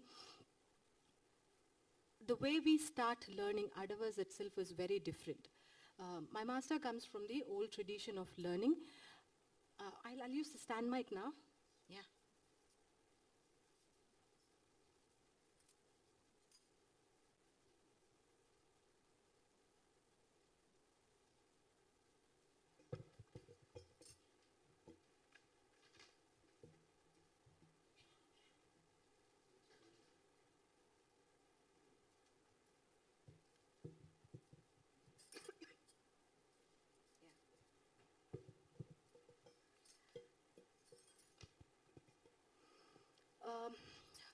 Adava practice and the mudra practice itself is very different. How I have learnt mudras before was pataka, tripataka, arthapataka, kartarimuga. But in Kuchipudi, the way my master teaches is you have to sit in Aramandi and first you have to do a bobbing movement like this. So it is patakamu, tripatakamu, arthapatakamu. It goes like that. It's in this tune and we have a sit up and down movement. With that, the rhythm, we do this. So it's also probably it is initiating something, an energy, also a bobbing movement, also getting the rhythm into your head and doing the mudra. So that's how you learn. And even in the mudras, there are a lot of variations. So Ardha Chandra, when I held it like this, he said, you know, which moon stands like that? Moon never stands like that. It's always tilted. So tilt your hand. So Ardha Chandra, Arala, Shukatunda. And Mruga Shirsha kept it like that. He said the Mruga Shirsha. Shirshas would be more important, you know, the horn, right? Yeah. Mruga Shirsha, so slightly tilted. Then in Samyukta Hastas, sorry, lot of those mudras are different. Shakatam. I don't know why we do Shakatam like this. Anyone? Shakatasura? I don't know why we do Shakatam like this. So Master told us Shakatam is done like this in Kuchipudi, the old style Kuchipudi.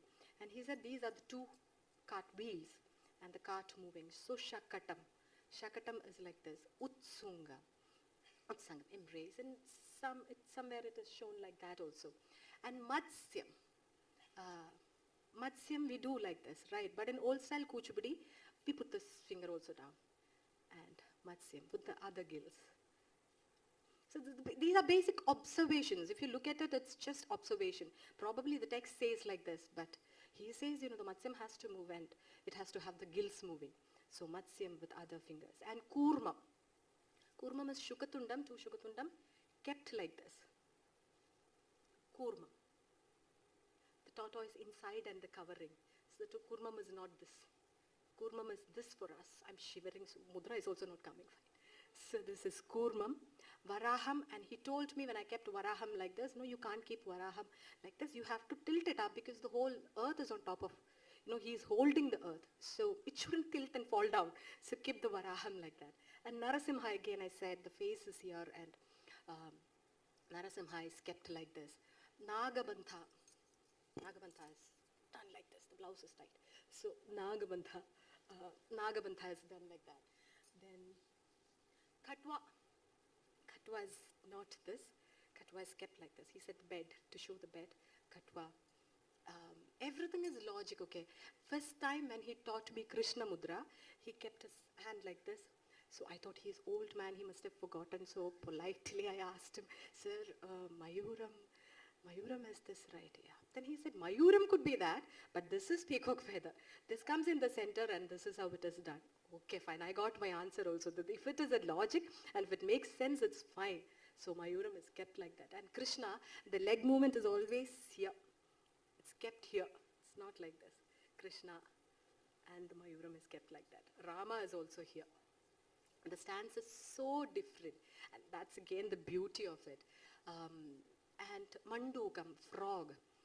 The frog, the mudra for Mandukam, the frog is here, is like this. But when we perform, it is done in a different way. We do it like this, but as a performative art, we do it, we sit in Murmandi, bring our hand here, and has to stretch till here. That is Mandukam, shown in Kuchipudi. So all the claps goes to my guru. And elephant, he showed me like this. These are all same, but he said, you know, the trunk, not trunk, what is it, tusk, the tusk has to come down. So this is the mudra for elephant in old style of Kuchipudi. We never, this is not much, this is there, but this is the basic mudra for elephant. And Hamsa is the same, and I have seen in some old performances, Hamsa is shown like this. The leg lifted, like that. So we are drawing the shape, the figure of that swan. It's so beautiful if you look at it, and that's the beauty and fortunate, how fortunate we are when we talk about it, when we realize that we are indulging in arts. So many things like that, the mudras and everything is what we see is expressed. At the same time, it is invoking as well. Yajna is shown like that. So nowadays we show like this, but the mudra for yajna is this. It's very coded language, very coded language. So many like that. And love. Whenever we have to show love, I have the image of my guru doing it. It brings from here, the chaturam, no, hamsapaksham, right? From here, you bring it from here. And then look at that person. So that's how we show love. And husband is this. So it could be Mangal Sutra, also my beloved. So I would like to say it's my beloved, though I don't have a Mangal Sutra. So it's more emotional for me. So my beloved with love, and hugging is Utsungam. Again, how they show, if you have to show the union or a love, it's never done like, readily like that. It's always with metaphors, and beautiful, beautiful metaphors of, bee. And the way it is done is also very different. The way bee comes in and drinks, it goes like this. And the snake and hamsas coming together, birds chirping. So that's how they bring in the emotions also, the metaphors also into it. Everything through the mudras. What are the other things? I think it's almost the same. Whatever we see around, whatever that, get into us, and it is brought out in a very aesthetic, very beautiful, very genuine and honest way. Okay, this I have to tell you. When we do namami, my master taught me, you have to do namami from your heart to the other person. So we can also do namami, namami, namami. So he said, why do you do that? It is from your heart to the other person. So it's your heart to the God. So namami has to go from here and you settle there. And if you want to show someone like you, why do you do it from here? So if I want to call Apurva or Madhu, how would I say, hey Madhu?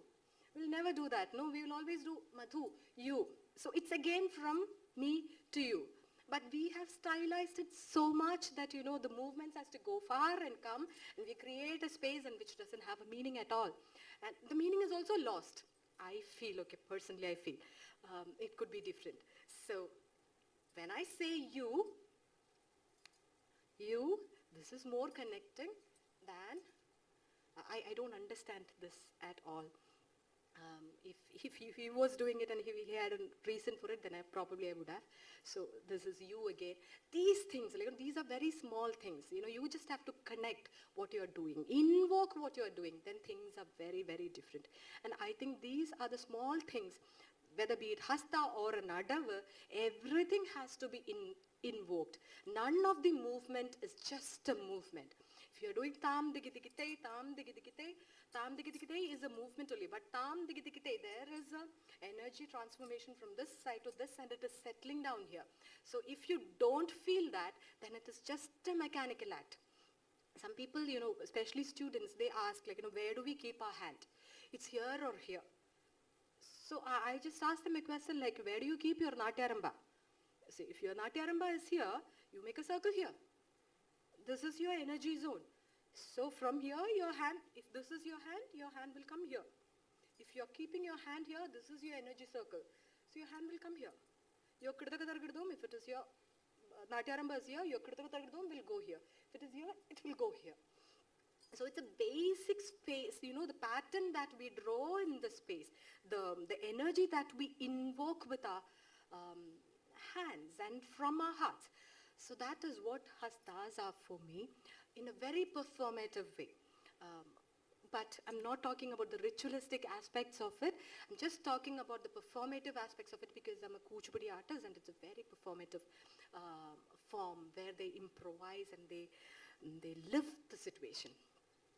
I think that's it. Basically, I think I'll sum up my conversation with this thought that I'm very, very happy sharing this, um, whatever little experience that I have with you. And I think that's the most beautiful thing, and that gives me happiness. And they have given me a lot of happiness. Yesterday have given me a lot of happiness. And I thank you all for being here. And yeah, thank you again. Thank you. Thank you very much, Srilakshmi, for that lovely talk. We're now going to take a few minutes to set up stage quickly for the next session.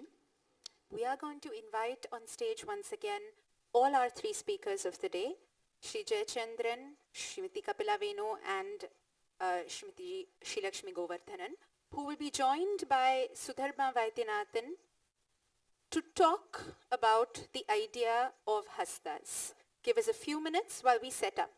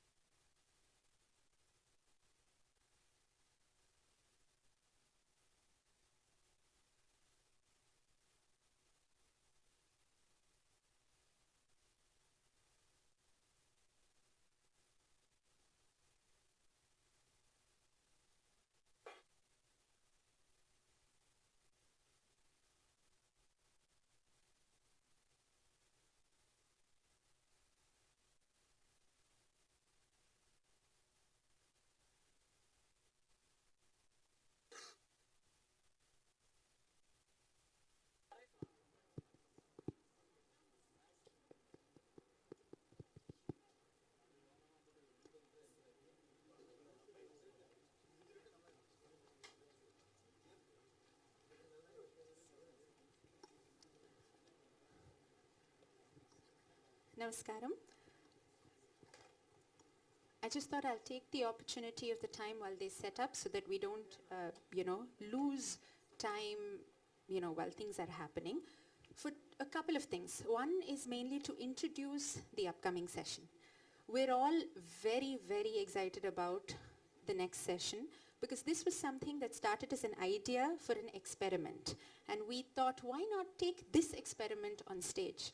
Like Kapila and Srilakshmi and Jayachandran have mentioned several times in their talk today, we were all here till about 7:30 last evening after the conference, just talking about hastas. And for me, that is the real conference. What happened yesterday, where you sit and you talk, you debate ideas, you agree, you disagree. There is a space for that conversation. And what we're doing today is bringing that conversation on stage.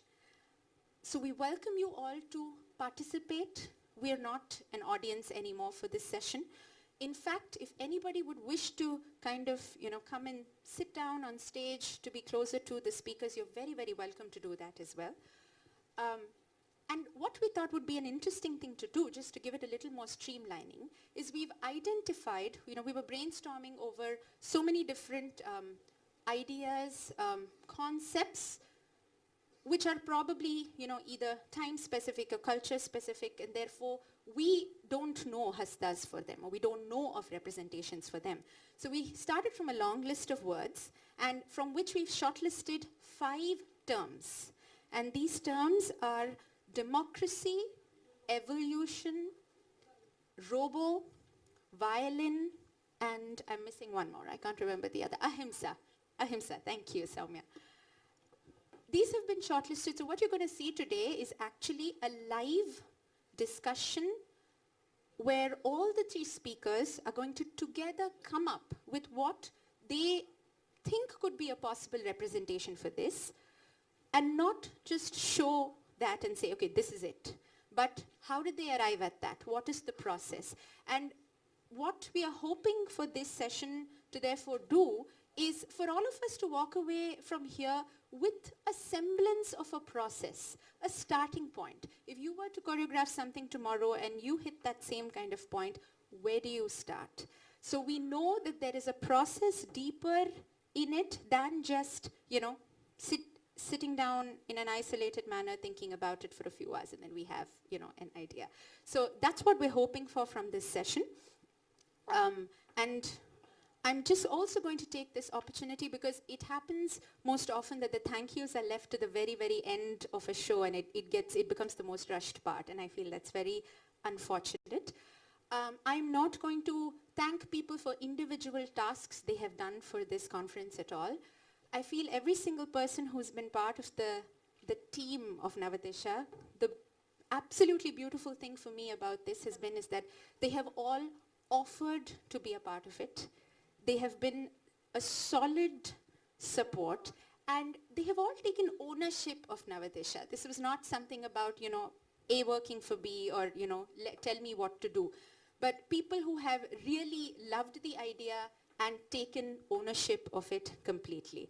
And it would be, I think, doing them complete disservice to say, oh, X helped me with this and Y helped me with that. And I'm going to just say all the names of the people who've been in this process throughout.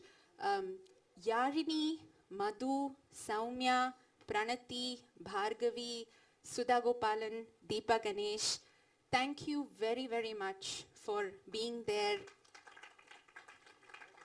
and for reassuring all of us. I think we've done this for each other, reassuring that we're doing something that's necessary, something that we all enjoy, and something that is useful. Thank you very much. I have to thank Shri Murali Raghavan and Shri Muthukumar of Trinity Arts Festival of India. Unless you have somebody who places 200% trust in you and says, go ahead, here's your platform, do what you want with it, something like this is not possible. And it's very rare that that happens. Thank you very, very much. Okay, thank you. I'm going to quickly run backstage and check if we're ready to begin. So I think it would be a good thing to start without further ado.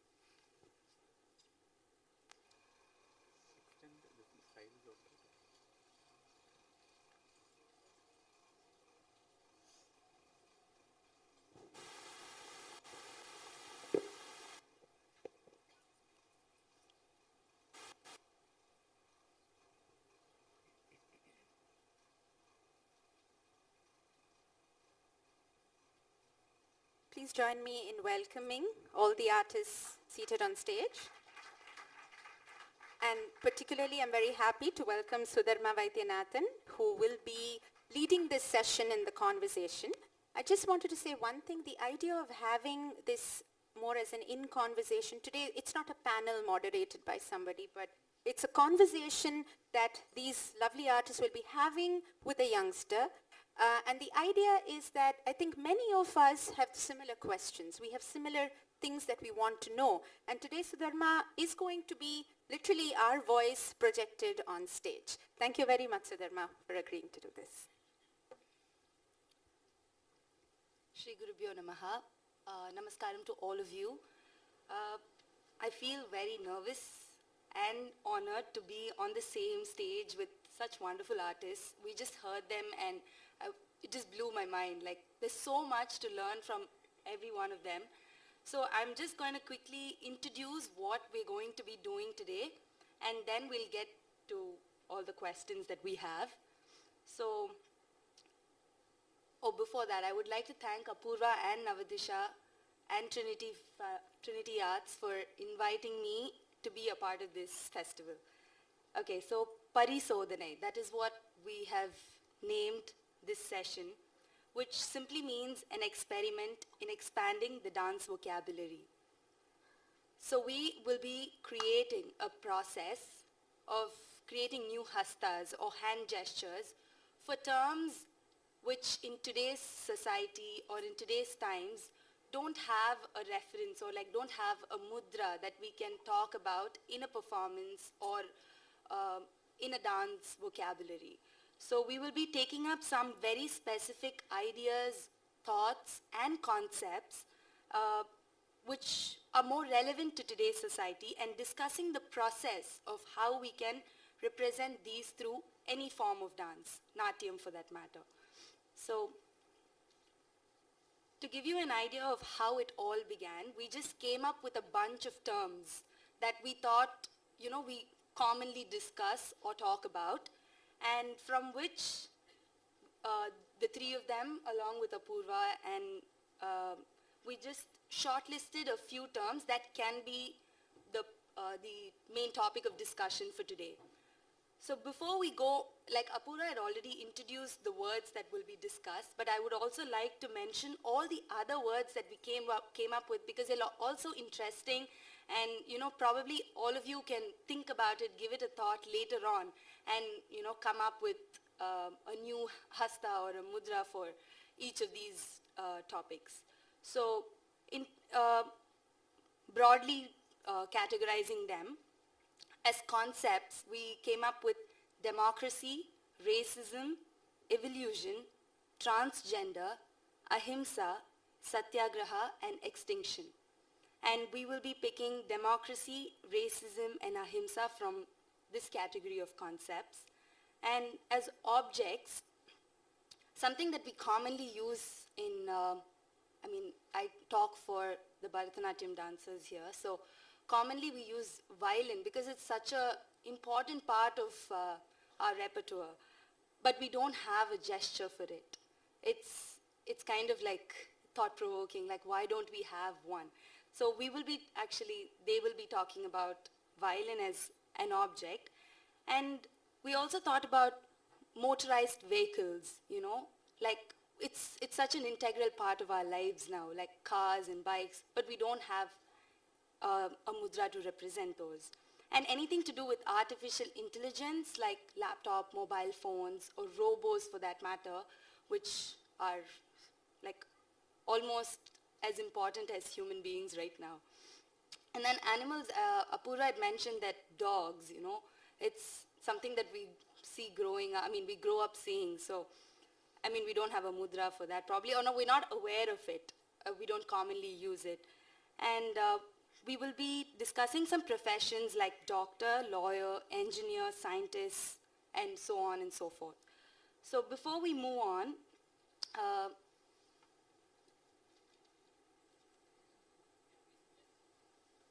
yeah, we will take all those later towards the end of, because we first want to show you how these artists have come up with the process, and then later we can take up more words and we could probably experiment those towards the end of this session. So interestingly, as a Bharatanatyam dancer, I got to know that a few of these terms that I mentioned already exist in Kudiyattam. So I would like Akka to demonstrate a few of those, starting with a doctor. Can we have her mic on? It's on. Doctors, Vaidya, like that. And Shastraknya, which now I think I should include a scientist and an architect, you said? No, Yeah, the engineer. Engineer, architect, But scientist. in general, Shastra, any kind of science, and somebody who is the master of that. So how we do it. And we have gestures for the Varna Vivechanam.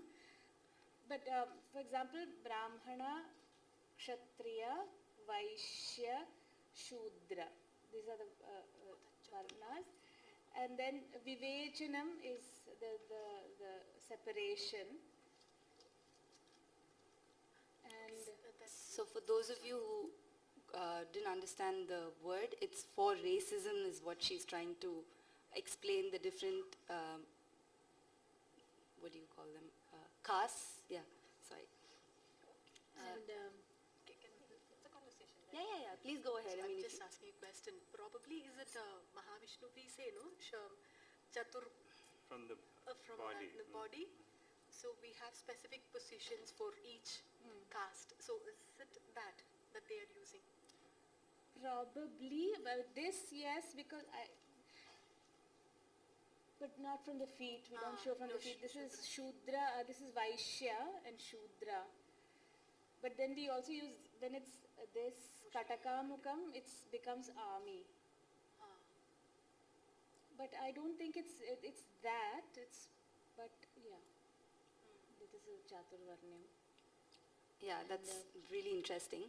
But before we get to the main part of this discussion, I have a question, which through the presentations that I just wanted to ask you guys.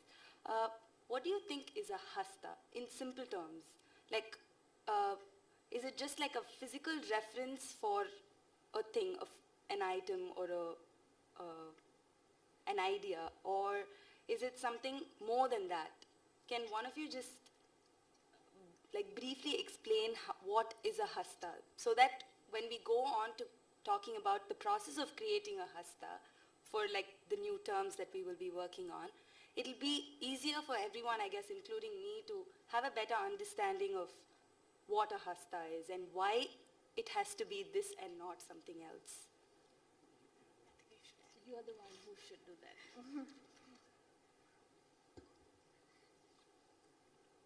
So, in my opinion, when you have a hasta, we create a hasta, or when we have a hasta for an entity, it is first, can be done for different levels of observation. If there is a mixed, if there's presented for public, like an atom, like a kootu, in one sense, in the sense we have a mixed crowd and you have mixed, and they don't settle, like yesterday's temple kacheri, the arguments, Koil kacheri, all of us know what it happens. So there is no, it's very difficult that you make a big process of it. It is, if you quickly arrive upon the subject, it will be far more, the matter is said and done. But when you have the leisure of educated sadhas around you, and they are okay to open up the matter furthermore and find as we have been discussing about ness, So, which is the form of the particular content. Then that's for the informed audience. And at times, if the entire thing can be reedified and notated into ritualistic content, then it takes another thing. The same idea can be represented, argument's sake, for example, when you say Trishula. Trishula, all of us know we hold it in this way or any of this, or even open variations we show. But in one of the ritual gestures, this is Trishula. So this is completely a different take on Trishula. It is not the shape. We are so quickly to say that the shape of the Trishula, but it's about the three Shaktis, which is the weapon in the Astra in making. There's the Astra Devata to it. There's the Astra. Then we would refer into something called the Dhanurveda. So how do you devise, for argument's sake, for a Shankha Chakra Gada argument, when we say, like, I'm very sure some of us also know this, but I'm just saying for Shankha, like when you say, just for ritualistic, some of them use this also, with the Suchi. There is, but this has a very different context why Suchi is kept. And even for Chakra, like with Shukatunda, we can hold it, and also with this is a variation of Pataka, and they hold it like this. And Mostly they do that. they do, yes. This variant to show the Prayoga Chakra. This is Stita. This is when you're holding it. Actually, Chakra in one sense, if you hold it like this, it's a throw of the discus. Yep. It's like you're holding it. It's like, but when you're using it, it's running. It's the Prayoga of the Chakra itself. So this is one way to, like, three different, one hasta given to a ritual, to a kacheri, or when you make it something little for educated people. On a broader sketch, we can understand it something like that. Nice, thank you. So let's get to the more interesting part of it. Can I ask one of you to show a known mudra that everyone is aware of, and sort of explain the variations in it, and decode the mudra basically for everyone, and tell us how and why it came into existence, or give us a sort of a brief about the known stuff, so that when we go to the unknowns, it makes it easier for us to connect. Can any one of you? Any mudra? Do you commonly used. do you want to show how a lotus is done in Kudiyatam? Only if he promises to do the other. So we had this long discussion yesterday on lotus, the mudra lotus, and Anna just went on and on for almost about 30 minutes, 40 minutes on the different variations that a lotus has. Like, I mean, I'm guessing all of us are aware of just a few of those. And yeah, like she said, if he's ready to share a few of those, it'll be great.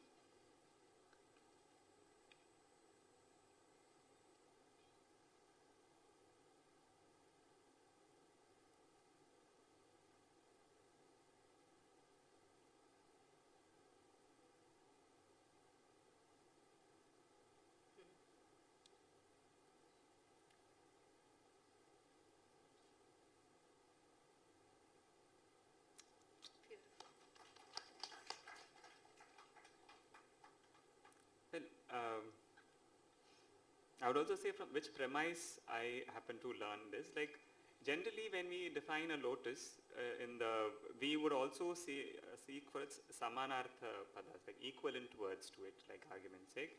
And generally we are, for any system in languages, especially learning Sanskrit, for samanartha, you would be asked to understand a kosha, like a Amara kosha or something like that.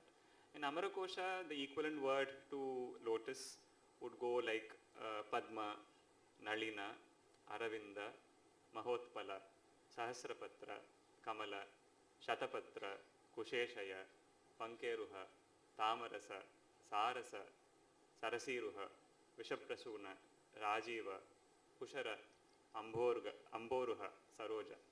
Iti Amaraha. It's not part of the shloka.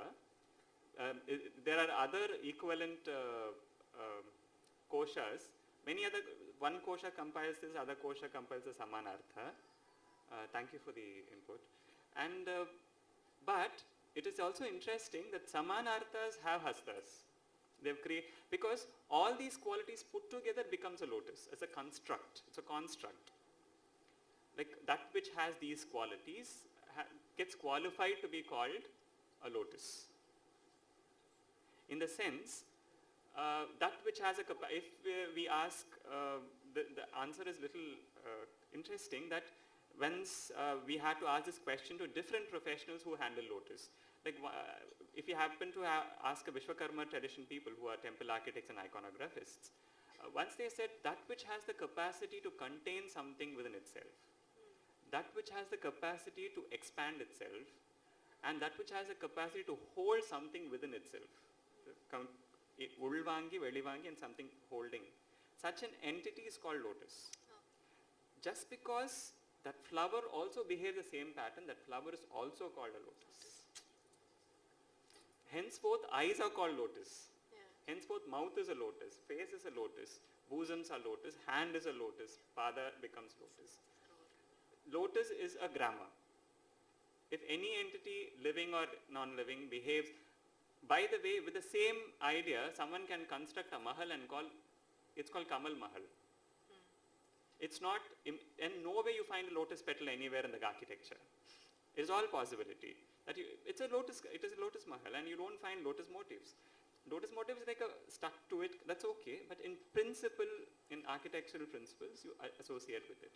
Now, having said that these components make a lotus, one can also understand some of the hastas. What we were discussing yesterday, one of the hasta was this. The open Alapadma, you have a mukula in the center. This was one of the hastas to show a shape. It's a shape. It's much of this is on the shape of it. One is this, and one with the Padma Kosha in the center, and one with the mukula and the Padma Kosha, which is like a bud. It's in the booming levels of it, but it's not actually a bud. This is the mukula, which is a bud, but when it's open and when it's closed in the evening, it becomes like this. It's not a bud state. See, in Tamil literature, we have 5 states of flowers. Arumbu, Mottu, Podu, Alar, Malar. Arumbu, Mottu, Podu. Arumbu, Ardhasuchi, Mottu, Mukula, Podu, Padmakosha, Alar, and I think many of the at least few years before from now, and even some other traditions, we still hold Allapadma with bent fingers. All the fingers bent. You can also hold it. And finally it opens up into that. So all the 5 can also be shown in one level. And another discussion, when you hold it with Urnanabha and hold a mukula in the center, it becomes another kind. Then when we say it is of multiple petals, we put it, we open it, we put it once again open, open, open, and it goes on and on and on.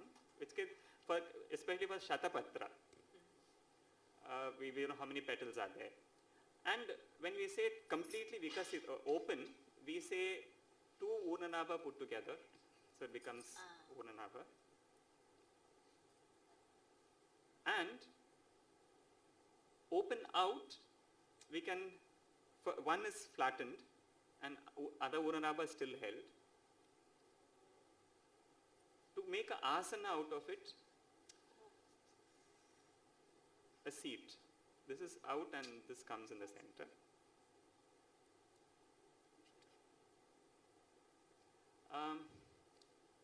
Another lotus to do with the manas is mukula is held like this, the 2 thing.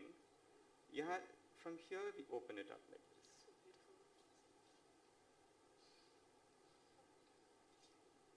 So that's when the heart is opening and the face is opening, like this is with the Adami, it means so many things.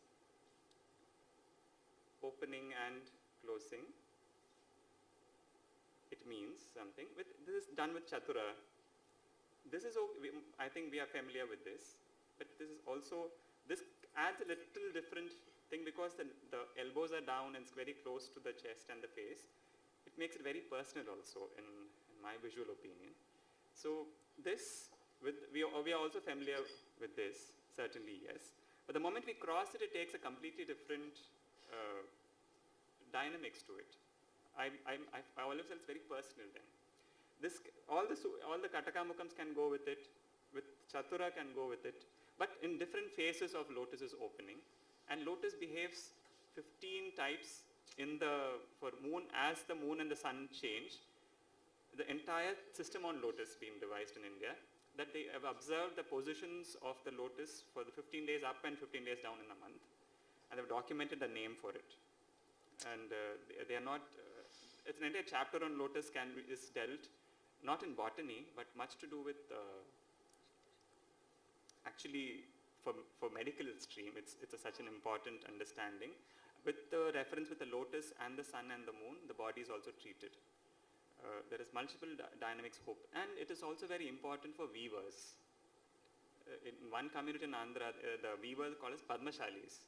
Padma is like lotus. The lotus stem is, the literal meaning is the lotus stem is dried and woven, but it has a completely different understanding of the lotus and the community. Now, the idea of lotus is one of the biggest ideas you can ever discuss in Indian architecture and iconography. I'm not going into the entire stream, but I'm just telling this when one has a knowledge of it, the hasta becomes just an outcome of the process, because perhaps that's what we are doing. Yeah. If I it's an interesting thing, I have always felt it. If we want to know about one word and a hasta to it, it's better not to discuss among the practitioners. Rather, go to the field and ask person who are dealing with that particular product. Argument's sake, you want to know about what a pot is. It is not to deal with the shape of it. Better go to a potter and ask, what does that mean to you to have a pot in the entire community? They might come up with a very formal answer than a shape-related answer. And I think these inputs have already been there across centuries, and we have done it. And I think we should just follow the way it is. Beautiful. Thank you so much. Now, when he was just talking, I had a quick idea. I mean, both of you spoke about the theoretical part of the mudra. Well, can you just show us like some movements that you could, probably incorporate with a few of those ideas that they just came up with? In Kuchipudi, we show lotus like this also. That's a lotus stem. Yeah. And with the movement. Yeah, just to show, like, it's not just about the hand gestures, right? It's more about, like he said, it comes from within. So the movement actually adds, I guess, the rest 80% of... You want me to show stand up? I mean, if you could, it'll be great. Okay. I mean, don't feel pressured, but if you can.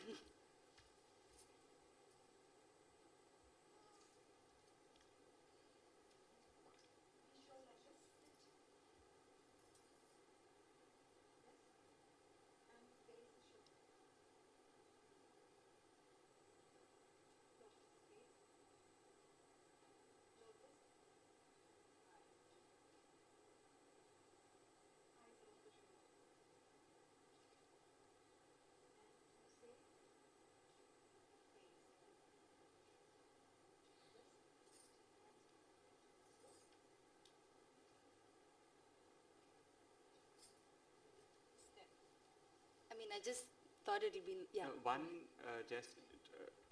The variant of it, one of the lotus variety, like they say it's in the fading off time, lotus takes a little peculiar shape to it, and they would, in one of the ways they would demonstrate is that it's just an intuition, that two sarpashiras when you hold it close to each other.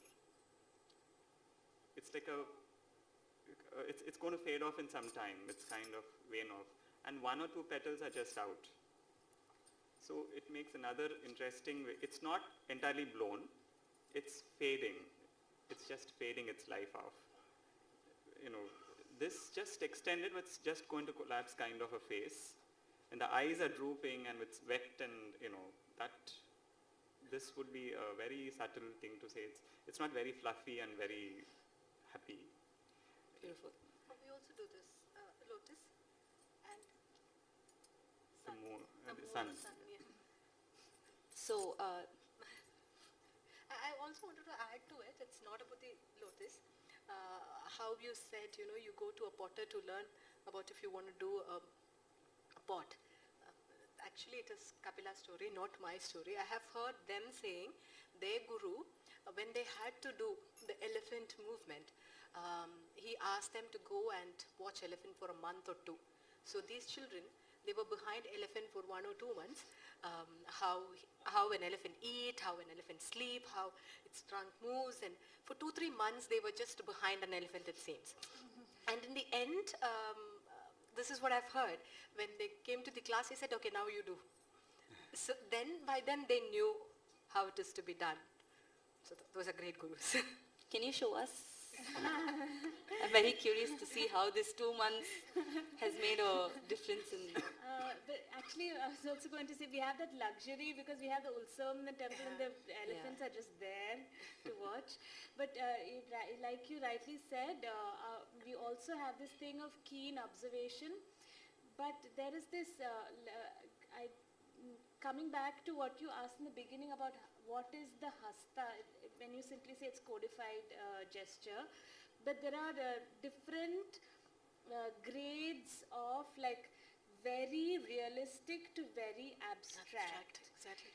And whereas if in the context of Kudiyatam we have some gestures are very abstract and some gestures are in the middle, like Shastra. You can see, okay, this is the flipping of a page, or several gestures like that. And then we have some gestures, we are going to do in later also. For example, all the musical instruments except for our own Miravu, we have a gesture. But every other musical instrument, like Anna said, we show the playing of it. So it's mridangam or the flute. We don't have gestures for any of those, the veena, or all those are just the playing of, so it looks very realistic. So we have something called Padapurapadu. And the end of this, as the whole army prepares and goes for war, which is a long sequence, finally we have a huge procession that follows the army with Panchavadi, with all the different Timila, Chenda, Maddalam, Idakya, Kuritalam, Kumbukural, everything very realistically mimicked. So that is also gesture. We have the very, very abstract ones. We have the ones that shows the grammatical nuances like Bahuvachanam, Dvivachanam, all the vibhaktis. So all from Prathama, Dvitiya, nothing, Tritiya onwards, then Panchami.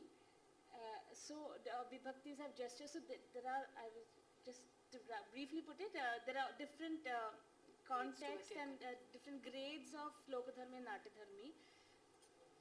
But coming back to the elephant, again, so elephant gestures like also not very realistic. It's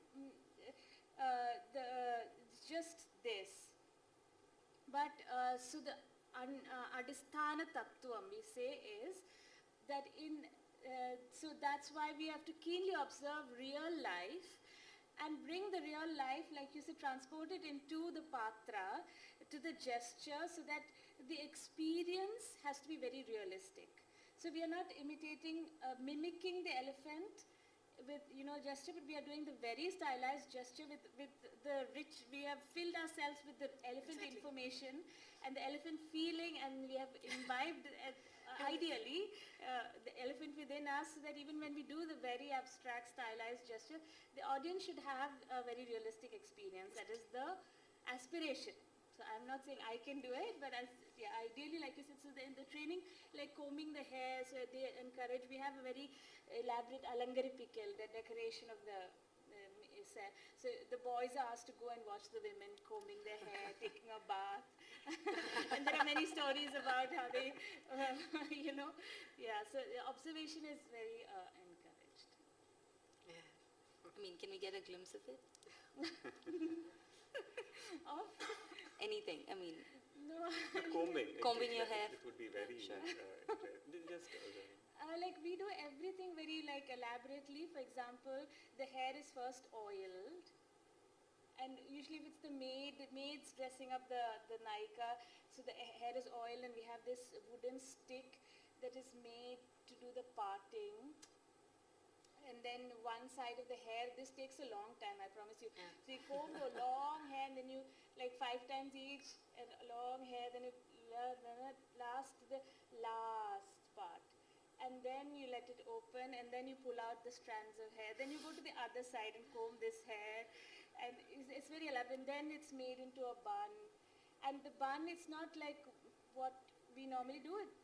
Kerala, very old hairstyle is, in the long hair, the edge of the hair, you put the mullapu. And the mullapu goes into the bun, not out of it. So it retains the fragrance. It's like a perfume. Yeah, so it's very, very detailed is what I'm saying. Okay, so let's get to what is the Yeah. main part of today's discussion. The 5 words that we've chosen for today is violin, robo, ahimsa, evolution, and democracy. So what I would like each of you to do is we take up one word and define the word in every, yeah. Even before that, there were something which one or two, because it's the climax of the Okay. entire thing, even if one or two can be discussed, argument's sake. Like we were working with, yesterday at least, we had a 4 hours session. After that, I had a 3-hour session with him. We worked on some hastas on Swami, Okay. and which we could not present. But it's not for presenting, but I'm saying how did you work on it? Like 1 or 2 Sure. gestures. I would request Rakesh to show Yeah. Swami.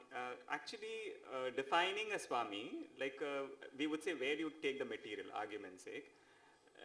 There, ad nauseum, titles have been given. They have given padavis and you find them in inscriptions. Especially we have taken, for this I took the book on Pallava art, the temple inscriptions, epigraphic on Kailashanatha temple on Kanchipuram. And Rajasimha Pallava, there are multiple, his birudas were given. So it would go in defining the Swami. So argument's sake, he is called Guna Bhara. He is one who is filled with the gunas. Like can we, or say, Shri Megha, one who is like the clouds which is of auspiciousness.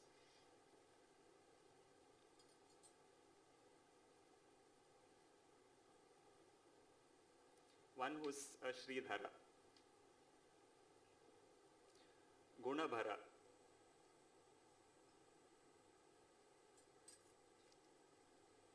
Kula Aditya. Kula Chandra.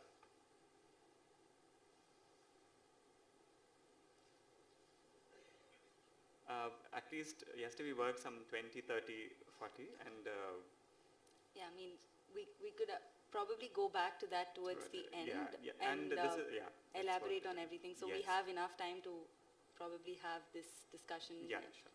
So, Thank you. sorry, just thank But you. it's interesting to know how they got into that particular movement. Huh. See, that's the way we are going to work on each mudra, right? When you say, which is a whisper. Exactly. Yeah. So how we get Define. into that particular mudra? We Yeah. would, as we say, we Work would on that. We get work back on to it, and yeah. it's going to be more organic, I guess, because nothing was sort of like Rehearsed. Or rehearsed or anything. So I'm more curious to know how this is going to like go about. So that's the other reason I want to save up more time for that. Yes. So we take up each word, and then if you could define it and then talk about the process and go about creating the mudra, and as and when it's done, we will know how we could all like probably later on come up with ideas for the same, and so let's start with the first word, violin, because that's something that sounds so easy, because it's an instrument and we've all seen it so much, and we've seen it play in like different contexts, not just in the Carnatic space or in the classical art space. So can you just tell us how you could go about creating something that easy in our heads. Yeah, yesterday we were discussing, actually yesterday what happened, we were discussing every word and we said, how are we actually handling these words in general? Say violin, then we were questioning, generally we are showing all the instruments as its prayoga. Which means every instrument we don't show as if it is not, we don't show the non-usage part of it. Actually when it's non-use, we don't even consider that to be an instrument in that level. So only if it has an instrumental value or a utilitarian value, an instrument in the performing art is considered to be a playing instrument. Under that tagline, you create an instrument only under that tagline perhaps. Yeah, for example, I don't think anyone can like dance around with a mridangam, but we... Yeah, we cannot ever play a carry veena the- like this correct. or doing a tate teta or takadumi ever in the life. So there is also a liberty, an artistic liberty we take there, but the principle is understood. But many a times we go to the shape of it and we take it from the loka anukarana, like, how does a player do it? Henceforth we kind of reform it into our thing. So in one way it also represents the shape of it, but also we are restricted within our gestures. Within that, how do we do the prayogam of it? So that being the three constraints we remember we worked yesterday. We kind of, another thing is that violin, which is a Western instrument we adapted, into Indian ethos, we also know it can be played as this main instrument can be played in holding it horizontal to the earth or even lateral to the earth. So in that sense, can we relieve this particular two alternatives? That was one question. Like, can we relieve it from only hearing this is one bani, this is one other bani, this another? Okay. We are only going to show the strings running. So string is an important aspect there, and the bow is another aspect. So we just suggested that can we hold it with a pataka, and this being with other pataka. We just hold it, we place it, and playing is only a variant. Like that we leave it to the artist to create a violin out of it. Like to create hasta is only it comes alive with the artist's body. So this is only an argument. We're only placing it. It can be debated, questioned, because this serves the utilitarian value as well as there's a shape thing, which is like that's how other instruments have been designed. Henceforth, we have followed the same methodology, if you want to call it. Nice. It's two Yes. format to it, right? One is the performative aspect, so then we will be, performing it. Otherwise, if you want to do it as a hasta, then I think Yeah, this that's is- what yesterday we were discussing about this. If you wouldn't performative, you directly go to the loka, it's only this much or something like that. But to make it a hasta, like it is a hasta For as a violin. word suggests to capture the essence. Hastam pandrathu. So to capture the violin, then perhaps there's only a suggestion. the essence of it, right? It's Essence not of just the it. shape Yeah, or how it works, but the essence of essence of it. Great. Should we go to the next word or? Yes. it. Yeah, if they have any suggestion, they Yeah. Any other? Any ideas that quickly come up? Yeah, please. No. No, that's- Instrument. If you just keep a pataka, just folded fingers, might be, maybe it doesn't communicate Okay. like things. I don't see a violin shape in it. But again, we are all thinking our ideas on it. Exactly. Maybe it is a string, same like veena. So maybe kind of you hold it as you will hold a veena, maybe in a reverse, and then you keep a violin string. Maybe it gives Yeah. little See, actually. dance form than just a pataka. A pataka. I felt like that. No. It's just I'm thinking like that. Thanks. beautiful, beautiful. It makes sense also. See how they Yeah. play the strings. Yeah. Same like this, but I love that Katrimuka cross because that's the way the veena is placed. Yeah. So maybe, like this. He's asking. It's beautiful. Interesting. Thank you, Akka. Thank you, Akka. The next word we picked was a robo. It's so mean, it's very hard to think of a robo in a context of an art form, you know, where it's, I don't know, because of the artificial intelligence that it has, or what, I don't know. It's very difficult to like even put it together and think about it in this space. I mean, I'm curious to see how you would probably, you know, even come up with an idea for this. Yesterday we were discussing about robo with all of us, and once again we have to go back to the field and ask what a robo is, basically. Is it, see, when you show arguments, like when you elaborate on this idea, someone said to show a computer you can't show a monitor. It's like people show monitor, which is not. Anyone who is a computer science person would kill themselves to say a computer to be a monitor. Because computation is completely different from the monitor. It's only the output you see.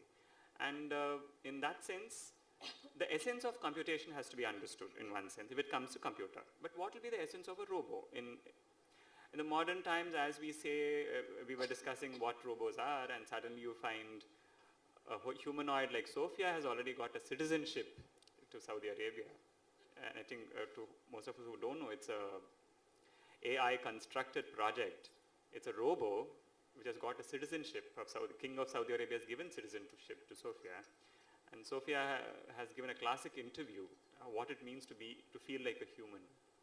It's all available online. Now robos have feelings. No, I'm not joking. It's a serious matter. Now, in that sense, how does it differ from me? That's the essence. So now we have reduced, we have pushed the boundary so that nothing else. People yesterday thought robo didn't have emotions. Now they have also seemed to have emotion. We actually don't know what it is about.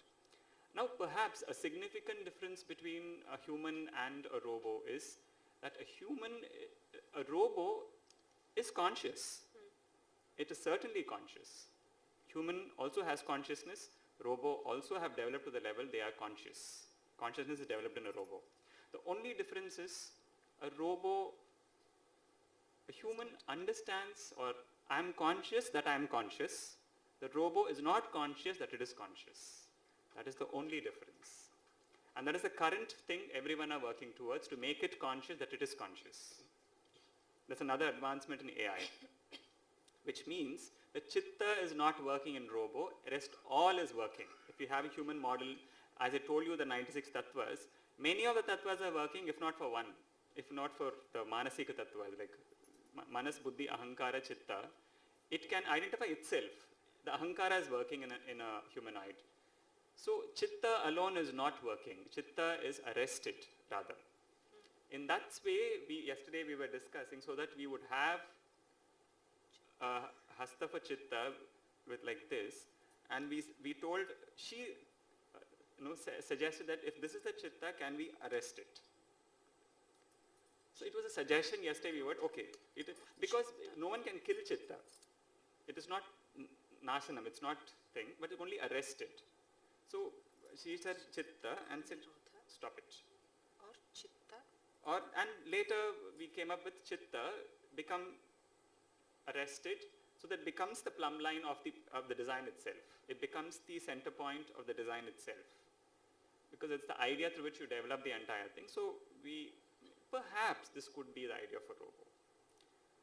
And it also gives like a physical appearance of it, perhaps. But essentially, conceptually, this could be a robo. It was only a positing thought. Conceptually. Yes. Because to divorce the kind of physicality in a robo, can we go to the conceptual robo? That was the discussion yesterday we had. Great. The next one is ahimsa. Yeah. Any other suggestions? Oh, yeah. Actually, in China, there is an anchor robo. Yes, Yes. yes. 15 days ago. Yes. And many of the Bharatanatyam dancers are like robots. No, because they don't know how to dance, they do it so mechanically. If you have brought one of them, they would have shown it so well. They can be like robots. Thank you. Meanwhile, just one thing I just remembered, if in Kuriatam we were to show robot, we actually have a gesture for yantra. Okay. So all machines are yantra. So we have this system of nama mudra. So if it's like whatever car machine, you just show the nama mudra and yantra. And so robot could also be yantra manushya. Also, just thought of that. That's another. I would see a robo as a programmed intelligence. It is beyond that. That's the current update of the artificial intelligence and cognitive science. Okay. Yeah. Yes, there is a question here. I see a contradiction in this hasta. Yes. Because in all the previous hastas, what you're trying to do is to internalize what is the essence of what you're trying to convey and then arrest it into a form. But here you've taken the achitta, or the lack of chitta, Yeah. which is not what represents the robo. Interesting. This is, thank you for this question. Even this we discussed yesterday. Why, I still remember Sri Lakshmi asked this question. Why are we showing that which is not there rather than what is there? So, in a sense, there's a system in philosophy, like when we have a vada prativada, when we are saying, the first thing we say is that which is not there, no, neti. That is the technique. By saying negation, you arrive upon what is there, and what is there is just left open. What is not there, we are very precise. In any, I'm very sure there are a lot of researchers here. Every one of us know we first tend to go what we are not doing. Our guides constantly say, all of us, they know that what your capacity is. But they constantly keep a check what you should not do. To arrive upon the central core idea, negation is the best philosophical, analytical, experiential reports. They first negate the terms. Henceforth, rest is left open for people to comprehend it. This has been a system in the past. But to say what is there, I think you have to mention all the others. If there's the system of 300 parameters, one parameter is missing. It's better to point at it and say by negation. I'm not saying we can veto the idea what you're saying. It's just we arrived upon it based on other analysis. That's it. Anybody else? Or do you have anything to add to the... Yeah, I mean, we have more interesting words coming up.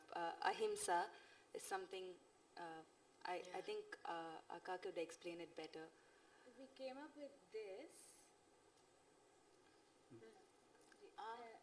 So this was We had multiple versions of it. So multiple versions. So Kudiyata, we have it all sorted in a sense because we have words that we play with.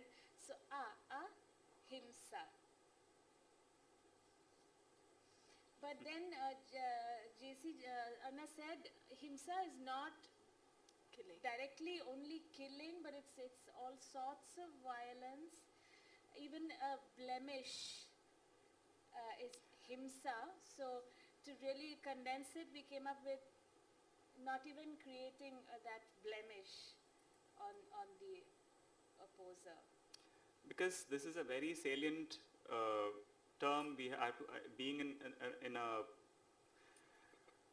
in a country like India, this word has been prevalent at least from 2nd century BC. You have text on the word ahimsa.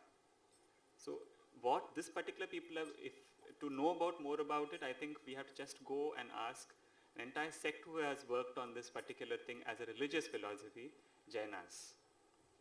So for Jainas, ahimsa are 3 different varieties. One is inevitable ahimsa. Himsa is of 3 varieties. Inevitable, you can't stop it. You have to live, you have to do it. Because by walking, you're killing many jivas. That you can't avoid it.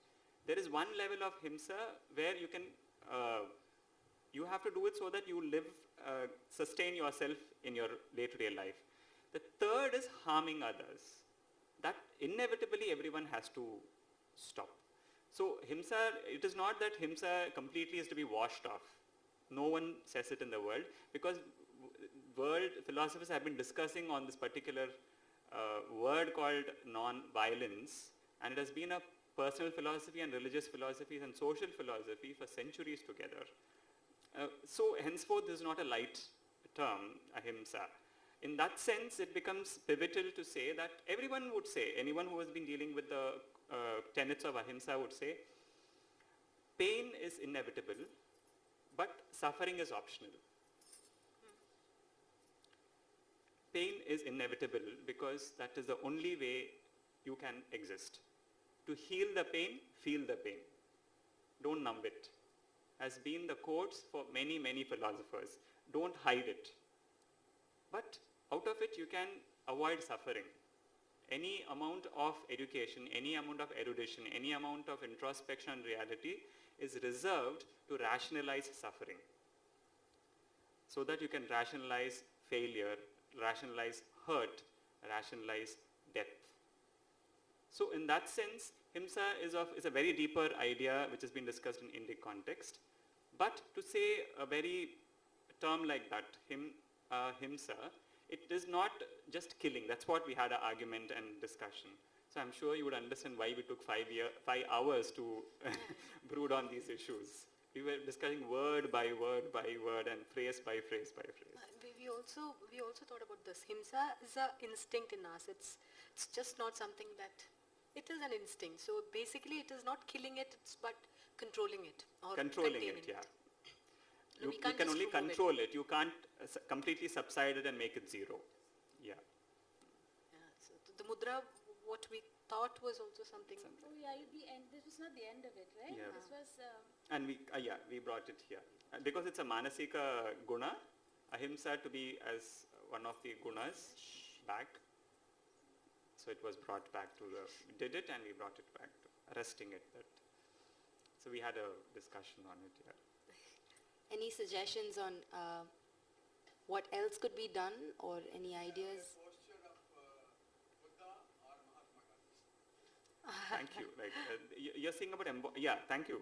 You're saying about an embodiment of them who have lived their life like that in the blood and flesh. Akka wants to say something.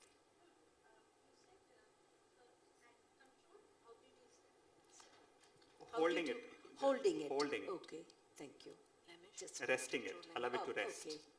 Yeah, I if also we felt keep that. it underneath, it doesn't hold, isn't I it? felt You're this holding So can yeah. also mean you're encouraging, you're, supporting it. So control, she, yeah, I like that. She's It can- What about coming yeah, up with or to even control or something. that yeah. you did nicely. That's fine. That's- This was also you patronize, Yes. like that you support that thing. But this was nice, what you did. Sometimes holding it can mean any sage, no? Any? Any sage. Anyone who has that quality yes.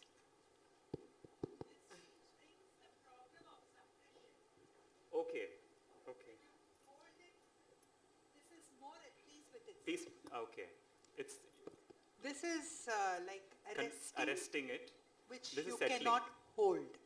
This is the idea You of can settling. hold. can Two things hold. are You are different. aware of it, but you're controlling, you're containing You're it. yeah? contained in it and you're settling it, kind of. Very beautiful. Yeah. Yes. Thank you. One concept and so many. Yeah, and the next word was evolution. Evolution. Evolution. This- There again, Kudiyata Masa. evolution, what was... You were doing Vamsha We Parampara. have Vamsha. Vamsham and Parampara.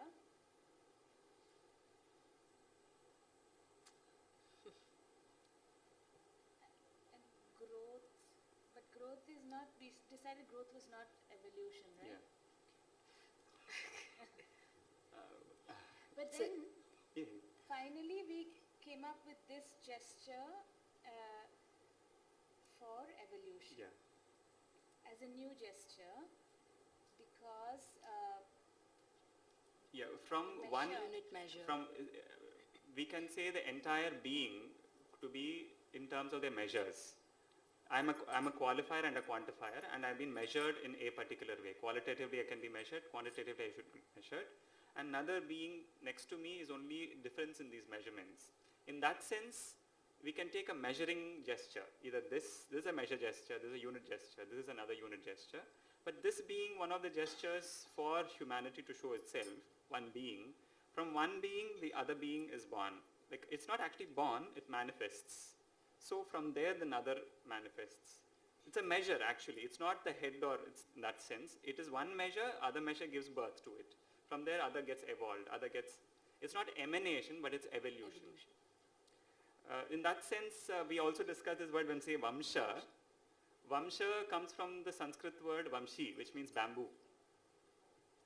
It's the bamboo which has for every feet another bamboo shoot coming out of it. Henceforth, it's called the Vamsha. It's like in Tamil, especially Tamilagam, we have this same idea, but not implemented to bamboo, but we say that to banana, vare, adi vare. For every adi, you have another banana coming out. That keeps, it's a mother, some segment is there, and from there it's growing on and on. So it is also a measure from which one is coming out, another coming out. One. Another thing, the idea of parampara when she showed, in the word play or understanding of the word parampara, it comes from two words, para and para. Para is a masculine, unknown masculine energy is called para. And unknown feminine energy is called para. That's why you say Paramashiva, Parashakti. Para. We don't know these forces. They are unknown masculine and feminine forces of the cosmic reality. When they come together, para and para, it becomes either parat para as the man who is, and parampara when they come together. Para becomes parampara. So unknown masculine and feminine lineages which create. That's why it's a very beautiful timeline she's showing. The genealogy comes and drops. That's a very beautiful. And this, when we were discussing, I somehow see this only as Vamsha, not just heads, but as measures. This is one measure, next measure, perhaps. Even now when we go to bamboo, when we ask people who deal with bamboos, they are more bothered about the measures of the kanu, from one notch to the other notch, to show its health or thing. So there is one data, some information locked in it, and this Vamsha timeline. That's what we infer, maybe some other inputs. I mean, do we have? Yes? Yeah. Just adding, I remembered we have, this is Niyama and Vrata also. I mean, it kind of sustains the Vamsha also Yeah. with the same gesture. Niyama and Vrata is once again with the same measure, like some niyamam, because anyone, interesting is these words, niyama, one wants to understand the word niyama, we should not go into dictionary, Sanskrit dictionary. Perhaps we should ask a person who is trained in Yoga Sutra. Like it is so interesting, or so, I don't know how we have to say, that we want to read a medical book, we don't read an English dictionary. We read an engineering book, we don't refer, if you don't have a technical term, the technical term Oxford will never say. You have to go to the glossary of the technical professional field. If we don't do that to engineering, we don't do that to mathematics, we don't do it to science, why should we do it to dance? Like, not only dance, music or anywhere, please don't refer meaning directly on a dictionary that is only a language perspective. That's a stream by itself. But when you want to have the meaning in that dance or music perspective, ask within the parampara. They would have a completely different technical term. Classic English thing, mouse. If you said someone log in so that mouse can be moved, if you've written the sentence some 500 years before, they would understand log in mane, in English native speaker, when the wooden logs have come and altered somewhere, it is called log in. Actually, that was what an English dictionary says. And the mouse could move, so that you move the log, the mouse in the thing can get out. It would have meant when you say it in English sentence like that. But when you lift it from that context and put into a computer science book, it means completely different. Yeah, like it could navigate. Like there are many terms which can, classic thing, many of the youngsters, most of us who have been trained in C, C++ or whatever, we know what pointer is. A pointer is nothing to point, it's a function by itself. So technical terms, we say we have to go to the field to ask the meaning. Yama is niyama, what she said. We have to go to the respective field and understand what the technical term in creating it. Great. The last word is democracy. Can we, I mean, quickly, do we have any suggestions for evolution or or anything to add to what they just did? About 3,000, 4,000, 50,000 years. You can make it into a very good dance drama, starting from amoeba to Homo sapiens. Thank you. Thank you. So I have a suggestion. Yes. Maybe when you showed this, right? Maybe if we, and Akash And- said it had a timeline, so maybe if we could make it like a circle, or up to down to Yes. show the parampara. Yes. But they are two distinct things that we have to formally understand. Parampara is different from Exactly, Vamsha. evolution. It's a cusp. You Correct. can make a cusp of both. That is interesting. That's an interesting. So that was just my suggestion. Anybody else? I think we can take the last word, democracy. Yes. Yeah, sure. Yeah, that's what even I felt. Sure. Yeah, definitely. You could also break your head a little bit. Yeah. I mean, so anybody would like to try democracy before they come up with the process of how they thought about this whole thing. So any dancer, any young dancer here who would like to give it a try? Rather, I would any thinker. Anything. So this is what Okay, yeah. we need not have dancers. Like there could be people who know democracy more than. I mean, I called out for a dancer because we're creating a mudra and then they'll Yes, be yes. familiar with the It's idea a team, of... no? Yeah, Dancer, thinker. Only one thought. Democracy was there. That's why when a laundryman accused Sita, Rama sent her to forest. Thank you. There is That's a- not called, democracy at all, by the way. Exactly, it wasn't. It's not. Well, I was wondering, democracy had so much to do with the OMO principle, which is one man, one vote, every voice counts, and therefore the voting process, something to do with the voting process. something to do with the voting process. process There was a word, of Kudavoli vote itself. Murai in Tamil, so Kudavoli, Kudavole, yeah. so Kudavole Murai. something along those lines. Freedom of expression. Yeah, they are collection of ideas. So perhaps this is how we worked yesterday. Democracy Yeah. has to go with freedom. Yeah. Democracy, you cannot see democracy in the true sense. Everybody says it's democracy here, democracy there. But the real description of democracy is not practiced, so you don't know what democracy is. So it's freedom of expression. That's one way of looking at it. Yeah. So I would Freedom like of to ask, expression is freedom of equality. yeah. Yes, yes.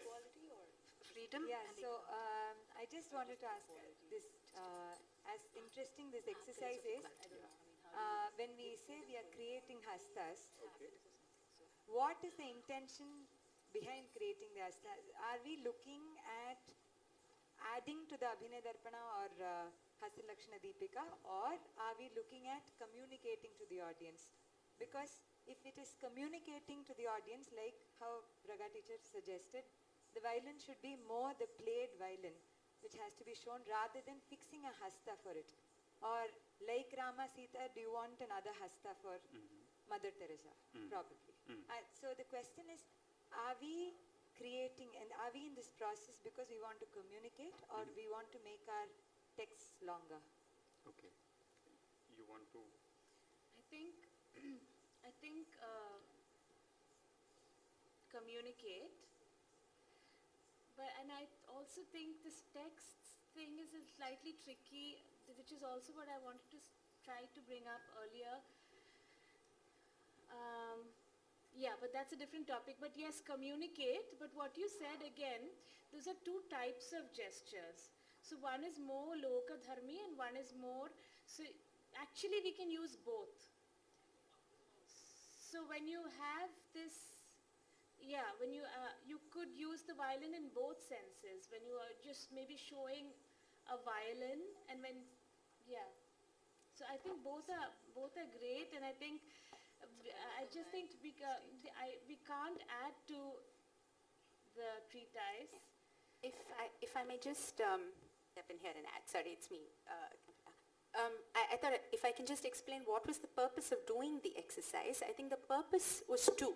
One is to enable us as dancers to understand the process and therefore, follow that process when we are faced with the different. Because ultimately, it's not about picking this hasta for a while and going away using it in a composition, right?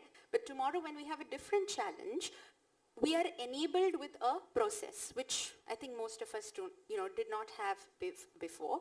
And the also creates this understanding. The choice, I think ultimately a performer could still take that choice and say, do I want it to be imitation, communicative, text, gestural, depending upon your context. But you at least now understand that you're making that choice. There have been these categories and you have actively decided to make it this rather than that, instead of using something that was there and you do not know how to sort of, you don't have your own defense or your own understanding of what that is. I think that was the purpose of the exercise. One thing I want to add here is I completely understand from the context of the question. I would say that I think this is common to any knowledge system we are familiar with, that 90% of the knowledge, or perhaps if it's 90% exaggeration, at least 70% of the knowledge of the given particular stream is not meant for public consumption. This is true to any knowledge system which has evolved over a period of time, that is meant for the rigor of someone who's undergoing that particular stream of education. And this is completely, it will strengthen the understanding of reality. Their stream has a different way. If at all we go to any, I'm sure the Nalandas have been resurrected and all the Takshashilas, and 70% of the material is not consumed for a normal man. They also cater to a normal man. If we asked, please request, come out of the shell and see the world, they would come and make some material, some technology. Science is different, technology is different. I'm using them very loosely here, I'm sorry, beg my pardon. Dance has a science component, perhaps. Theatre has a science component and a technology component. Science is completely messed, and it's like very difficult IIT JEE crack. No, it is like as rigorous and furthermore difficult than that it should be. Because a country which has sustained for 5,000 years of at least documented history on theatre and music and whatever, 5,000 could be an exaggeration, at least 1,500, 2,000 to 5 you have it. Then it could be one of the most complex stream of knowledge systems survived. It should be far difficult than any chemistry or physics, which is just 600 years or 700 years old. To its contrary, it has become so that evening you can go and practice in 1 hour and you would become. That is a performer's maybe onto stage. But when it comes to adding to the corpus of knowledge, everyone, in my opinion, deserves a knowledge system in music and dance. Deserves. So how do you teach it as a rigorous, from 1st standard to 12th standard, difficult papers? Make the exam difficult. I'm sorry, I can be very arrogant in saying this. It is as difficult because the subjects and concepts have been with humanity. It has absorbed you, it has absorbed me, it has absorbed 10,000 million years old people's thought. So it is difficult like philosophy. It is difficult like any of the grammar structures. At that level, it is not palatable. And we create, as researchers, we go to universities, we create some theoretical paper on some physics. Who is going to consume it? It is designed for next 1,000 years. I'm very sure Stanford's and many good universities, even in India, in IITs you go, IIITs, IITs, ISCs, there are theoretical researchers whose outcome is meant, they say, the profs say, this is not for any immediate consumption of humanity. They'll take another 10,000 years to understand this.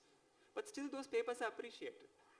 If not for that intent of writing in a university setup, because who else will do this 5 hours of sitting, non-performing, if not for us, who are bothered about it. And I think we should be so rigorous in doing something non-palatable to the stage. Yeah, so you still haven't gone about the process of democracy. We just had... Yes.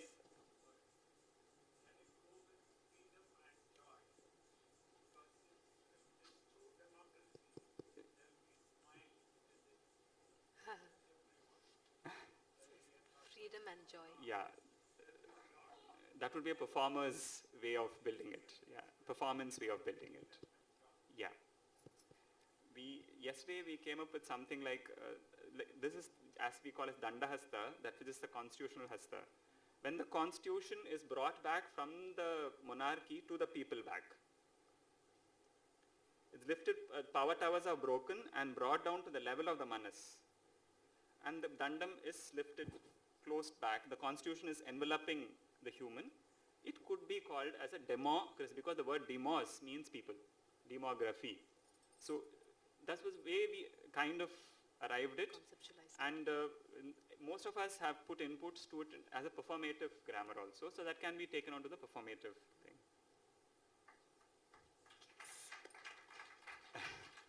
Great, thank you so much. So, I mean, I think this is one of its first kinds, like kind of a trial that we've like done, and it's an experiment. So I hope we have more such discussions that happen, because what you just saw is like a snippet of it. Like what really went through was what we saw yesterday.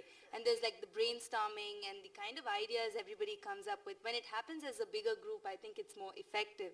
So like what we had today, I think it's just amazing, and we should just have more such conferences. And thanks to Apurva for like even, coming up with something like this and putting it up together and taking so much pain and effort in all of this. Thank you, Apurva. Thank you so much. Thank you, Sudharma. Thanks to all the speakers today. And yeah, like she said, I think this is an ongoing process. This is not a session. And it's possible because there are artists and thinkers like this who embrace that idea. And, there was no reason for all of them to come in 2 days earlier to sit down and discuss and talk about this. So we take that process seriously, and I think this is also a demonstration of that. Thank you very much. I'm going to invite Shri Murli Raghavan and Shri Muthukumar on stage.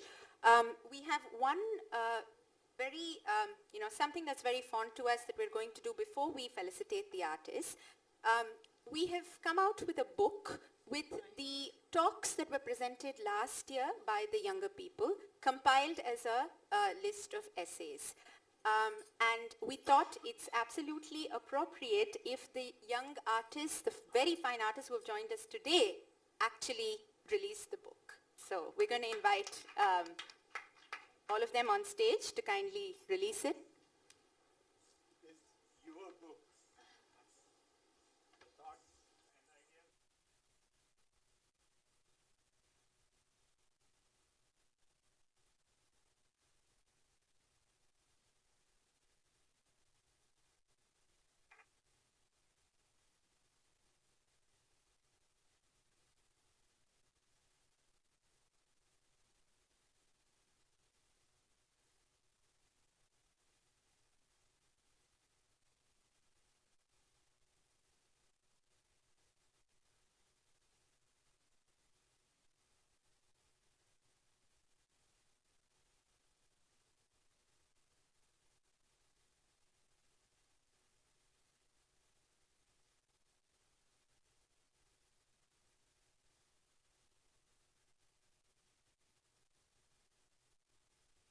We would now like to felicitate the artists, Srimati Kapila Venu,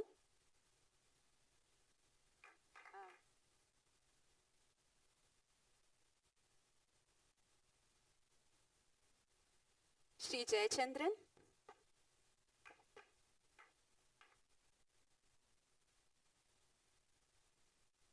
Shri Lakshmi Govardhanan,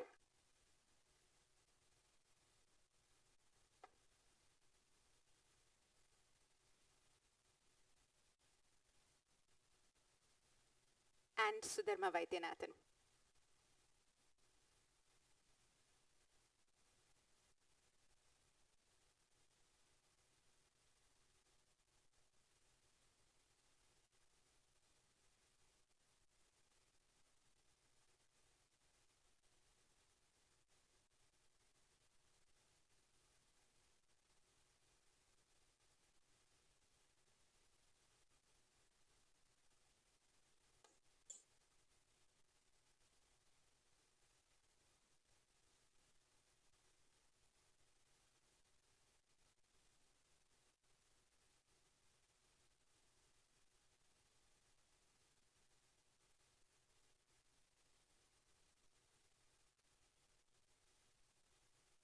Thank you very much to all of you who've been so patient and who've been with us through the last 2 days. We really appreciate your presence. Thanks for coming. This will be followed by the festival proceedings. We will have a Bharatanatyam recital. We welcome you to... We're going to have a Bharatanatyam performance by Shreya Iyer. She is from the Bay Area in the United States. She is from the Dhananjayan School. And please stay back.